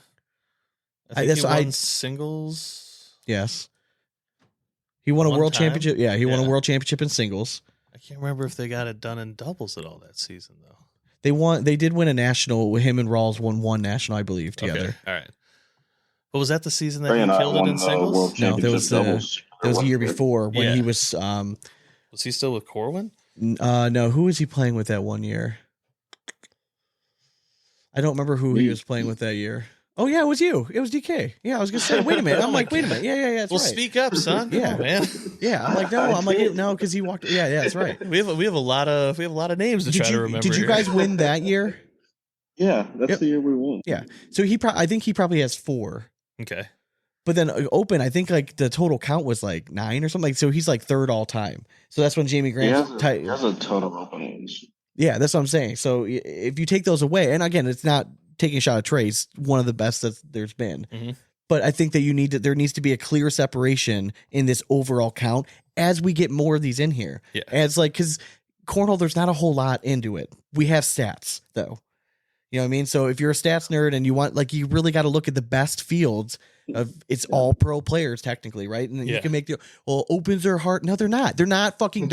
If you've been to an open and you've been to a national, but DK, back me up here, they're not the same. They're not the same atmosphere. They're way different. They're way different. The pressure's not there. You know what I mean? It's just not. We're gonna have people with 96 titles. Yeah, that's what I'm saying. Because they have like 27 opens a year. So like, okay, sweet. But if you win a national, then you're somebody. Carson Getty, you go win me a singles national, you're off that. You know what I mean? Yeah. Done. Yeah, because there's 4 of those a year. Yeah, correct. That's why they mean something. Against the toughest pool in the nation. Yeah. Like against the toughest players, they're all there. Yeah. At the opens, they're not all there. Yeah, they're not all there, and then like you can still get that like fluff game or two in there too, just kind of boost your confidence a little bit. Like yeah, you don't have those anymore in the national circuit. Yeah, if entering an open event, like if we as a doubles team have the same chance as somebody else, yes, it should not count for shit in any sort of rating. Okay, we'll say that. Okay, if we qualify for a tier 1, like I'm telling you now, like, it should not count for shit at an open. You qualify for an open by paying. So besides possibly shrinking the pro field, you've been around the game for a while. What are things that you've liked? What are things that you don't like or that you think could change to help the betterment of like the pro cornhole circuit? So growing up in a lot of tournaments, when the bags became 2-sided, everybody had to throw the same bags. Okay. I think that would be a very interesting thing to see nowadays. I don't think it will ever happen. I feel every bag maker out there. Can I throw something out there? It's something that we've thrown out. It's been a few years since we brought this up again. Yeah. What if it is, again, equating it back to golf a little bit? What if they made each national like a major? Like every year, the first national of the year is going to be in Florida. The second one's going to be California. Third one's going to be somewhere in the Midwest. You know what I mean? Like, but one maybe is outdoors. You know what I mean? And every national is a different bag or different style bag. So you know that, hey, national one is sticky bag time, baby. This is our national. So we have certain players, because certain players in golf do better on certain courses, right? Yeah. So I thought that could be a really yeah. awesome way that you can really spice things up, is go to a one bag thing. So every bag manufacturer has a national that they can sponsor. They get, you know what I mean? They get all the, you know, they provide the bags, they send them to the pros. I don't know. I mean, I don't know how that would work, but I feel like if you could make the venue the same every year, make travel a lot easier. Yeah. Yeah. I mean, if it was the same every year, then you know that build going that to National relationship. 3, it's going to be an outdoor event, Mhm. and we're playing slick bags or we're playing sticky bag. You know what I mean? Like every year, like you have to play a certain type of bag. I feel like that would definitely be a change that I would like to see, at least. Yeah, I think that would be interesting. I think you would have a lot of people that don't like it. No, because we're too soft now, man. Everyone's afraid of a little adversity. I like- love going to outdoor tournaments and hearing like when the first pro gets knocked out. I love it's like they're busting out their pocketbook of excuses. Like it was too windy, the boards weren't level, the grass was like touching my foot in this weird time. There was too many bugs. Like, you know, like this board was faster and this board was slower. There's no consistency. Aren't you supposed to be fucking pros? Yeah. Like, aren't you supposed to be the best at what we fucking offer? And you're too afraid of a little bit of challenge. Yeah. I mean, we're getting to the point where you guys are so good, it's boring. It's not sustainable. As a guy that loves this game and is trying to do this for like a living, like talking about it, it's getting boring. Like we need to change something up. Yeah. And I think just give me one national year outdoors. Just give me one. I would love to see who shows up and who actually can perform like in those different environments. I think it'd be wild. Every year, just make it. Give When us was the last one. time they had an outdoor? Was it 2 years ago? Well, they had opens outdoors like during COVID. I know. I thought they had a national outdoor like not Didn't too they, long I think ago. they had one in like a parking lot or something, long right? time ago in like Arizona. Yes, that's what it was. I think that might have been the last one. Was that all That's outdoors? Yeah, I don't think it was all outdoors. Yeah.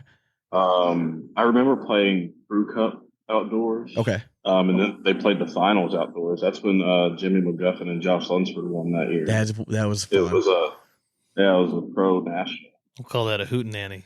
Hootenanny. Hurry, hurry. Hurry. No, I don't know. It's just something that I just been thinking about so much because like we've talked about like the sponsorships and all that stuff, but like what are other ways that this game could just like keep a little spice into it? I feel like that's an easy one For sure, to try yeah, to make and- happen. But it's a hard sell to the pro field. It's not. You fucking tell them, hey, we're having the event here and that's where you're playing. They don't have a choice. You guys don't have a choice in anything. You have like a pro committee. You know what I mean? But you guys can't even all agree on whether we can step over a fucking line or not. I mean, so don't come at me like that. Sean, like- for the record, you can step over the line, just not too much. Okay. Yeah. All right. That's where they settled on big it. toe down. Yes. Big you toe down. gotta keep something in the box. Are you gonna? Would you? Okay. So now that you're not a pro player, would you ever consider becoming an ACL official? An ACL official? Yeah. No. Okay. I actually just heard that Mrs. Hissner became an ACL official. Really? She She got went through the training and stuff. Well, she sent in to sign up and they said that she got it. So I don't know what that entailed, but she told me Okay. on the feed and I was like, all right, we'll be in touch because I Oh yeah. think we need I to did see retrofit something her with the about perfect The like ACL official, but I never looked into it. yeah, I think we need to retrofit her with like the appropriate whistle, the appropriate little piece of rope or something to throw down when there's a foot foul. Yeah, there needs to be some fun stuff. So what? How many officials are they going to have?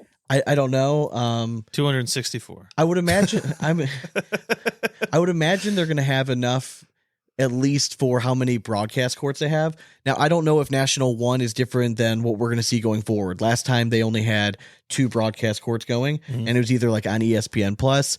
It makes me think because they signed the new deal with ESPN that they boasted like a lot of hours, and I'm like, that seems like way too many hours over 2 years for just the Nationals. So I think they're getting it on ESPN Plus. So it's probably, I'm assuming they're just going to keep the 2 main courts. So you'd probably need at least 2 officials there, I would imagine. Yeah, I would think so. But I think you need to, for like an open and stuff, when you have 4 to 6 feeds, sometimes you got to just have Yeah. people at the ready. Yeah. I'd assume that they got to have at least 20 just for travel purposes, like all around the country, right? I that's what I'm saying. I'm interested to find out what were the number of people that like showed interest in like and that are actively going through this. Yeah. Would you say it's over under 20? I think that's a good number across the country. I'll go over. That's hired or that applied? The That number that applied. applied. I'll even just go like showed interest in. I'll go higher than that. There's plenty. Yeah, there's enough people that are than 20. traveling to every one of these things with their significant other. That's like, might as well try to make a little cash while I'm here. Yeah. I would say the number would be probably more set at like 50. Oh, okay.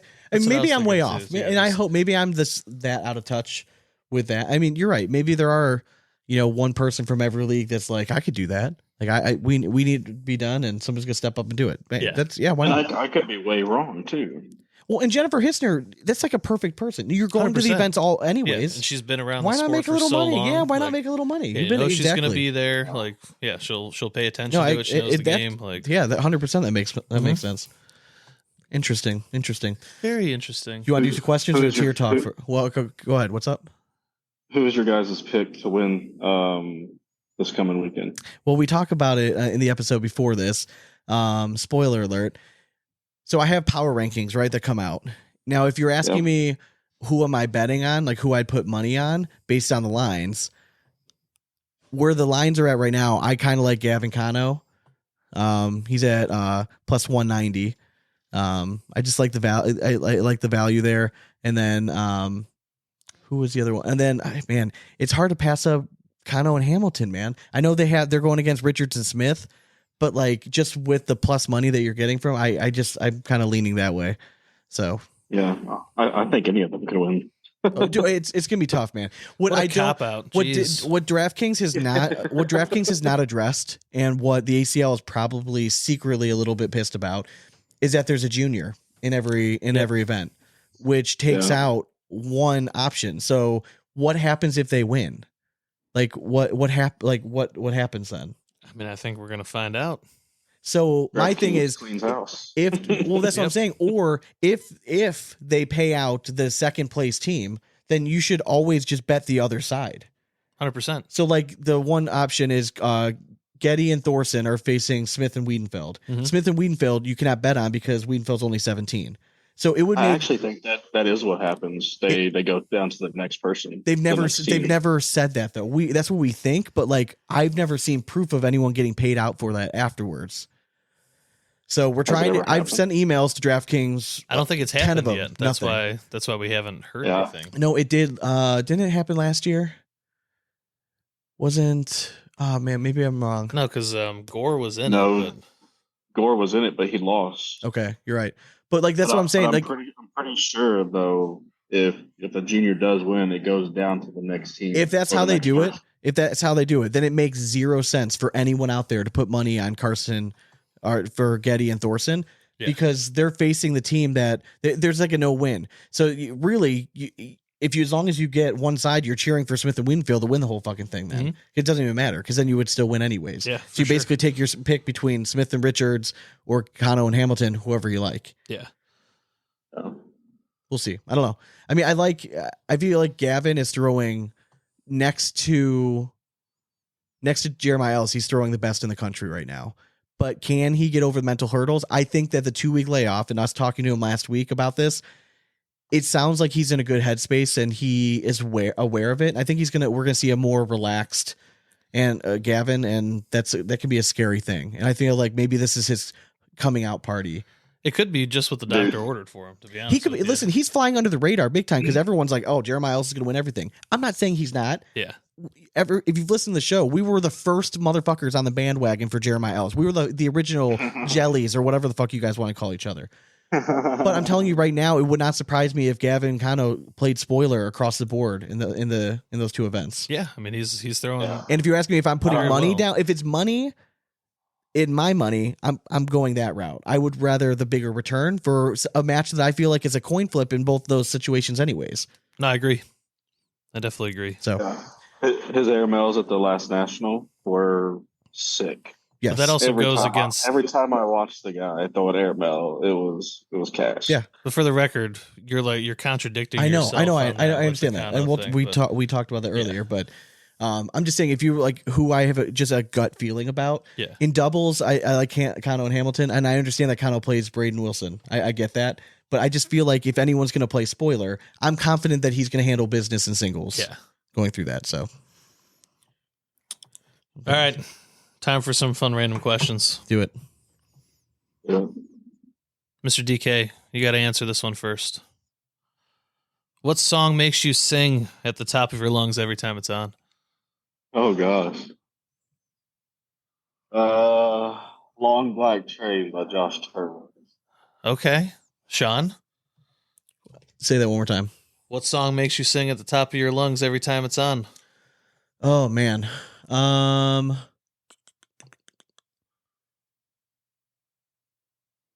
First one that comes to mind is Friends Low Place, Garth Brooks. You guys both with the country route. Yeah. Yeah. I'm going to go. Actually, anything by Corey Smith really is the true That's answer. always another good one, Yeah. too. Yeah. Yeah, for me, it's Lil Michael. yeah, anything Lil Michael. Love me some Lil Michael, man. Or Temptations. I'm a huge Motown guy, so like honestly, like you could just throw in a whole bunch of that, like any Marvin Gaye, any of that stuff. Like I know it all, so yeah, I'll sing along to any of that at any given time with my sultry, beautiful voice. Anyways. Next up, Sean. This one's for you. Oh, okay. What is your biggest movie/TV show unpopular opinion? Seinfeld is trash. Oh, that is a very unpopular opinion. I still like, I understood when I was younger, people were like, oh, you just don't get it. I've tried now that I'm older, and people are like, oh, it holds up so well. I don't find it funny. Yeah.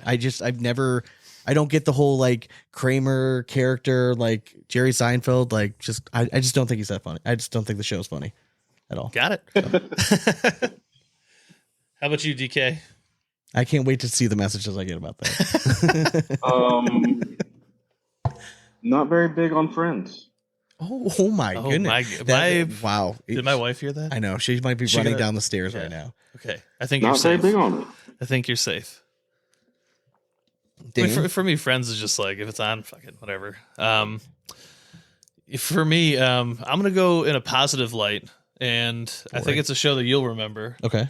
But the show Dinosaurs Oh yeah. slaps, and it still Oh stands wait, today. so I thought we had to go the opposite route. I mean, I just think a lot of people thought that show was garbage. So Oh, I'm it's going great. like, no, that show.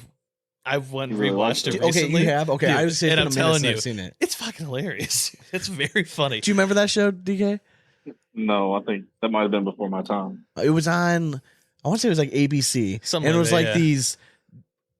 I guess they're humans in like these dinosaur costumes, and it was just like they're like it was like a comedy sitcom. I mean, I think it was like, wasn't it Jim Henson type stuff? It wasn't It- puppets and it stuff. might have been. Dude, I can't remember. Yeah, I mean, It's it could a have been minute. like still like people in suits, but like I feel like maybe he It might was have been. like it was one of his shows. But yeah, That's a good one. All right, that's from the Just because I archives. recently like went back and started watching it, and like I was sitting there in bed, and I'm like, oh, dinosaurs. I'm trying to Why think not? if there's I'll throw it any on. other ones. And you said, is it movies or TV shows? Yeah.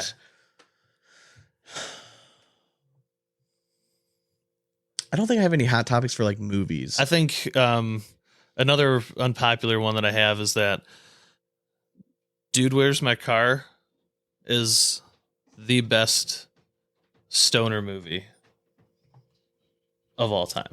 Oh man, I disagree hard on that one. So Like, I'm not saying I know- don't like it. Like it's All right, so but for me, it's like it's two That guys is a that are classic. yeah. it is a I'm not saying it's not a classic, but it's not the best of all time. Like But, that like, is when you- blasphemous. Like But I mean, I Abba understand Zabba, you like, my only friend. Are you serious yeah, right the now? Cheech and Chong, I understand that. But like as far as like those two guys just being like total burnout, like stoner guys, like from our generation, I definitely thought that was like it hit a home run. And like, if you like watch it, they only smoke weed in it like one time. Grandma's Boy. But again, Grandma's Boy, but it's not your quintessential stoner movie. Okay. Yes, they smoke All right. a lot of weed in it, yeah, but like it's Okay. still I just, get it. I get what you're saying. Okay. it's more of an Don't get me wrong. irreverent I like the comedy. movie and Yeah. stuff. That was okay. That's a very bold statement. Yeah, but and all I just right, I like it. I like you're going bold today. I like that it's not like it's not over the top with it either. It's Okay. like you just know these guys are stoners, and like that's what makes the whole movie to me. That's fair. Yeah, okay, fair, true. It's good enough. Everybody at least should watch it one time. Oh yeah. Yeah, Grandma's Boy like taught me that like you could still function. Dude, where's my car? Made me scared of it. Just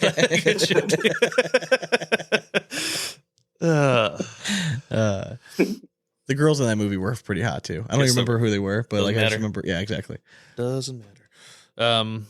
All right, last one. We're gonna stick with the movie TV show thing. Oh, okay. What movie or TV show do you think deserves a prequel? A prequel beforehand. I'll start.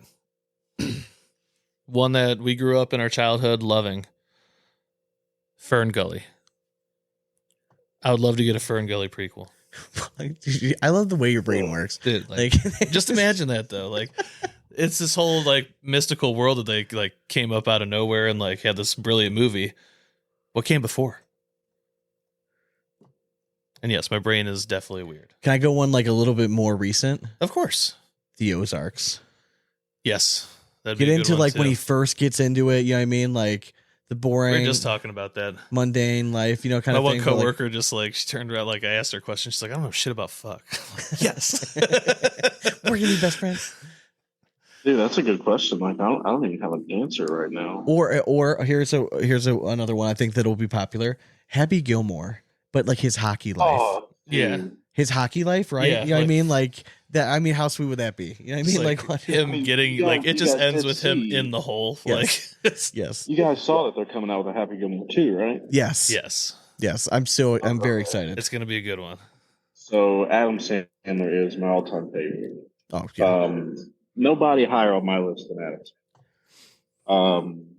I actually watched Happy Gilmore last night. Dude, it's so hard. I Nothing mean, wrong with like that. literally every movie comes, and even like his newer, like serious ones, awesome. Yeah, and everyone seems to be coming around. But I'm not Doug.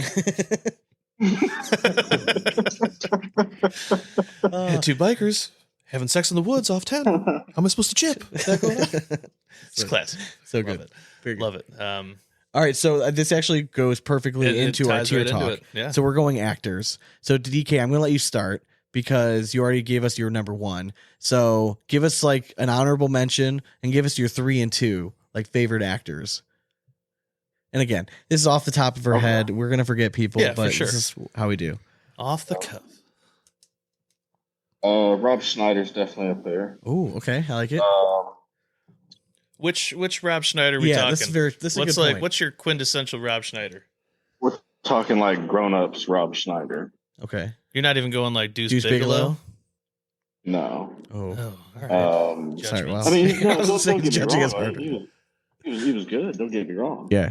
I'm upstairs. We had a buddy growing up that he would quote that movie nonstop, and I'm pretty sure for a long time, I'm like, we might be the only 3 people that have ever watched this movie.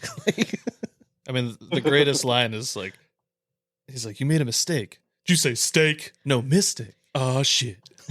Sometimes my fingers swell up and I miss cleanly hit the numbers. This should make a phone for full-figured girls. Number 3, probably go Chris Tucker.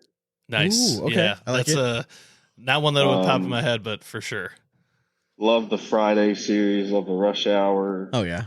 You're forgetting his best performance, though. What do you think it is? Fifth Element. Oh yeah. Come on, man. Chris Tucker. And You Fifth put Element. you Hell put that above the Fridays. Yes, because Friday collectively is a better movie, but him in Fifth Element made that movie hilarious. Like he single-handedly made that movie just extremely funny. Yeah, I really wish he was in like Friday After Next and Next Friday. I definitely think they would have been better. Oh, of course. Who's next? Honorable mention.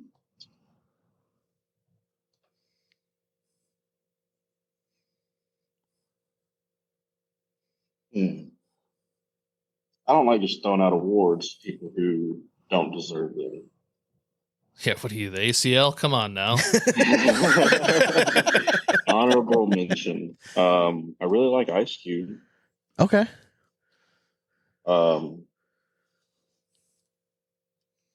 David Spade. David Spade's another good one. All right, what's your favorite David Spade movie? Like, what's the movie that, like, there's only one right answer in my mind. Yes. Is it the Benchwarmers? It's not. That is a good movie. I will give you that. That is a good movie. Yeah. Joe Dirte. Joe Dirt, man. Don't try to church it up, son. Joe Dirt. One You of said my. Joe Dirt? Yeah, Oh, yeah. yeah. Hilarious. Joe Dirt.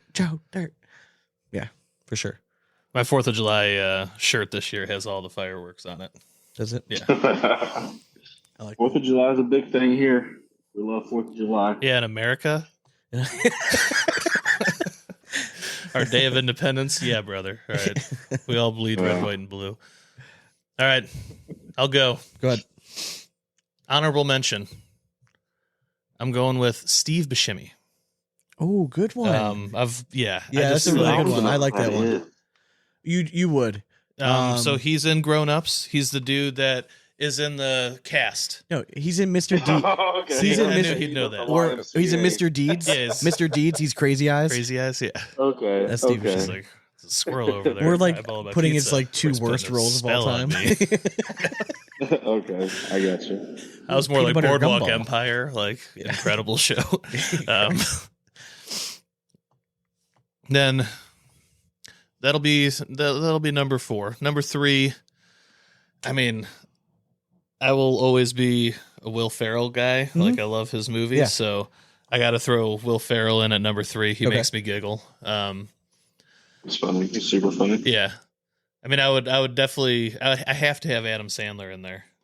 Yeah, I was gonna try to avoid it, but he's Yeah, got to be at like- least in my honorable mention because he would probably be my realistic number 1. Yeah. But I'm not gonna do that because our rule. Yeah, I'm not so allowed to repeat anything. I'm going you to put guys him say. at my number 2 just because, Okay. like, I have to. And then number 1 overall, I've never seen a movie that I don't like from the dude, but it's Denzel.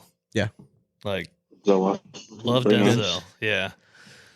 I mean, and my favorite movie is actually one that not many people think of, but it's, I love The Hurricane. That's a good movie. It's a great movie, man. One of my Like, favorites, Man on Fire. Man on Fire is Dude. another good one, man. Such a good movie. All right, so I won't say Denzel. So he was definitely in my top 3. So honorable mention, Steve Carell, because Yes. Just just Michael Scott in Michael general. Scott and every like comedy movie, like just Anchorman's still like one of my favorites. Like he's just near and dear to my heart. Love Steve Carell. Another honorable mention, it's just one of those guys that anytime he's in a movie, I'm gonna watch it because I think he's that good. Russell Crowe, like it's just in some of my favorite movies of all time.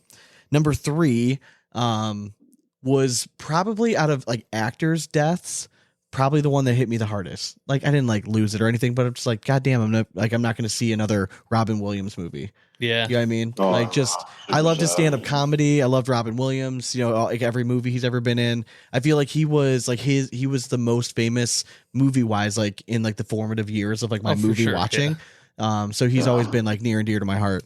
Number 2, Leonardo DiCaprio. He's another one. If he's in the movie, I'm gonna fucking watch it. Like he only comes out with bangers, like Denzel, like all the other guys I'm talking about. Number 1, I feel like this guy again, like every performance he puts on, like you just feel like he's gonna win an Oscar. So Daniel Day-Lewis, Yeah. That's just a good every one. fucking role the guy just. My only murders gripe it. with him is just you can't wait a decade between movies. I do get it, but like if you look at the catalog of movies he's been Oh, in, I know they're all phenomenal. Yeah. Like I mean, My Left Foot. What's some of his big movies? My favorite, I think probably Gangs of New York, where he plays Bill the Butcher. It's still, I think, if I were doing like actually, I'm going to write that down for next week. We're doing villains. Okay. I think Bill the Butcher would be up there He's with one of definitely my up best there. like movie villains of all time. He played Abraham Lincoln in Lincoln. Okay, I mean, there's too many to count. Like, I mean, Last of the Mohicans. Last of the Mohicans. I mean, he's just been in My killer Left Foot. movies. Yeah. Oh God, yeah. Just a lot. That would, yeah, correct. He's just been really good, and he's just like a method actor. You know what I Yeah. mean? Just like dives in 100%. So that was my list. I'm sticking to it. I like it. I mean, it'll change next week. Always does. Yeah, we probably did this a year ago. People were like, "That's not how you." Listen, Yes, off again. the top of the head, this is, Off the cuff. and it might have been just because I watched something the other night. Never know. Doesn't yeah, matter. it's tough to answer off the top of the head. Oh, for sure. So it makes it entertaining. All right, Yeah. so let's do one more. All right. I heard it today, and it just got me going. Let's go. All right, you have to give me your top 3. Just I want 3. No honorable mentions. A hard 3. We're going cartoons, but we're talking like Saturday morning cartoons. None of like no Family Guy, no South Park, like none of the Adult Swim type stuff. All right. So you got to go like old school cartoons. Easy money. Easy for you? Easy money. Okay. Really? Yeah. All right. You want to go first? Yeah. Okay. I can start us off. So we're just doing a hard 3. Yes. All right. Number 3. I'm going SpongeBob. Okay. I figured you would he go hit that like somewhere. right at the perfect time of me growing up, and I was just a little loved bit it. too old for a little SpongeBob. bit, yeah. But like when he came out, like that was right in my heyday, and I fell in love with it. So number 3 would be SpongeBob. Number 2, it's gonna sound corny, but I'm going Rocket Power. Love the woogity woogity. Love that show, man. DK got a little chuckle. You remember that one? Yeah, loved Rocket Power. Then number 1A of all time, and this is gonna piss Sean off, but Doug. Like, I didn't even write it down because I knew. Yeah. I already knew you were going to. Loved Doug. It still holds up today. Over Hey Arnold. Yeah, like I was thinking Hey Arnold, but like I watched way more Rocket Power. I watched a lot more Doug. Okay. And then SpongeBob was just kind That's fair. of the tried and true. I got you. It's fair. All right, DK, what's yours? All right. So my number 3, I'm going The Fairly Odd Parents. Okay. Yeah. I like that one too. All right. My number 2, I'm going Jimmy Neutron. Okay. Nice. All right. Were you a Carl fan? I love Carl. He made that show for me, man. Always breaking out his inhaler. Yeah. And number 1, I have to go SpongeBob. I like it. All right. So favorite SpongeBob character. It's hard to beat Patrick. Patrick is funny. I'm a Mr. Krabs guy. Are you? Oh, Yeah, dude, I think he's hilarious with how crotchety he is, and it's like he's funny. And then the fact that he's a crab and his daughter's a whale. How does that science work? I'm here to find out. Figured out. Yeah. Squidward's pretty good too. He is. All right, Sean. All right, number 3. Little obscure. People like you have to be like a real like Nickelodeon nerd. Real Monsters. Now, were you a Crumb or who was the other one? Ickus? Yep. More of a Crumb. Crumb Let's be serious, guy? Yeah. But I love that show growing up. Number 2. I'm going away from like a little bit. The Batman cartoon. Okay. I fucking loved the Batman cartoon. Like the one with Mark Hamill as the Joker? Of course. Yeah. Okay. Correct. Yeah. And then my number 1 was one of the reasons like I would wake up and like make sure I was Recess. Yeah. Recess was. Recess Yeah. was a banger. I don't care what anyone says. I feel like that show does not get enough credit for how good it was. Dude, it wasn't on long enough, man. I think they only did like 2 seasons of that show, but it was good. Yeah. Well, the movie was phenomenal too. Yeah, the movie was The movie good. was really good. I mean, that was like our first introduction into like probably like I don't know, like similar living. Like I don't know. Yeah. Like, it was just like what you saw on a playground. It was so real. Yeah. Like everything No, that I they agree. did. Yeah. I think like Recess was good for sure. Hell yeah. who's your favorite Recess character? Oh man. Dude, I don't even remember names. I know that's what I'm blanking out too. It's been a minute since I've seen Were you a it. But TJ guy? yeah, The, pretty like, much. lead Yeah. Character? Yeah. He always wore a Yeah. backwards hat. He always had a hat on. I always liked Mikey, Yeah. Yeah. the big Oh, singer Mikey, yeah, guy. yeah. Like he was just But it was one of my favorites always. the gentle giant. Hell yeah. Well, DK, this has always been a blast, man.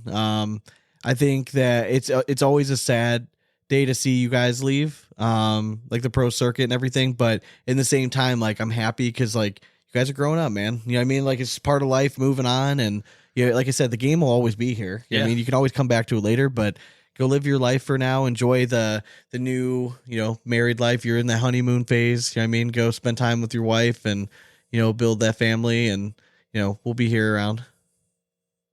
Yeah, man. I always appreciate you guys having me. Always a blast. Yep. Cornhole will always be here, and hopefully sometime in the near future, I can pick it back up. Hell yeah, brother. All right, so we'll have you hang on just for a minute. We'll let the folks go at home. So just stay tuned. Next week we'll recap all this, the broadcast, all the results. Hope you guys enjoyed the episode, and as always, we hope you throw it straight. And it's nothing but 4 baggers from here on out. Cornhole it. Later.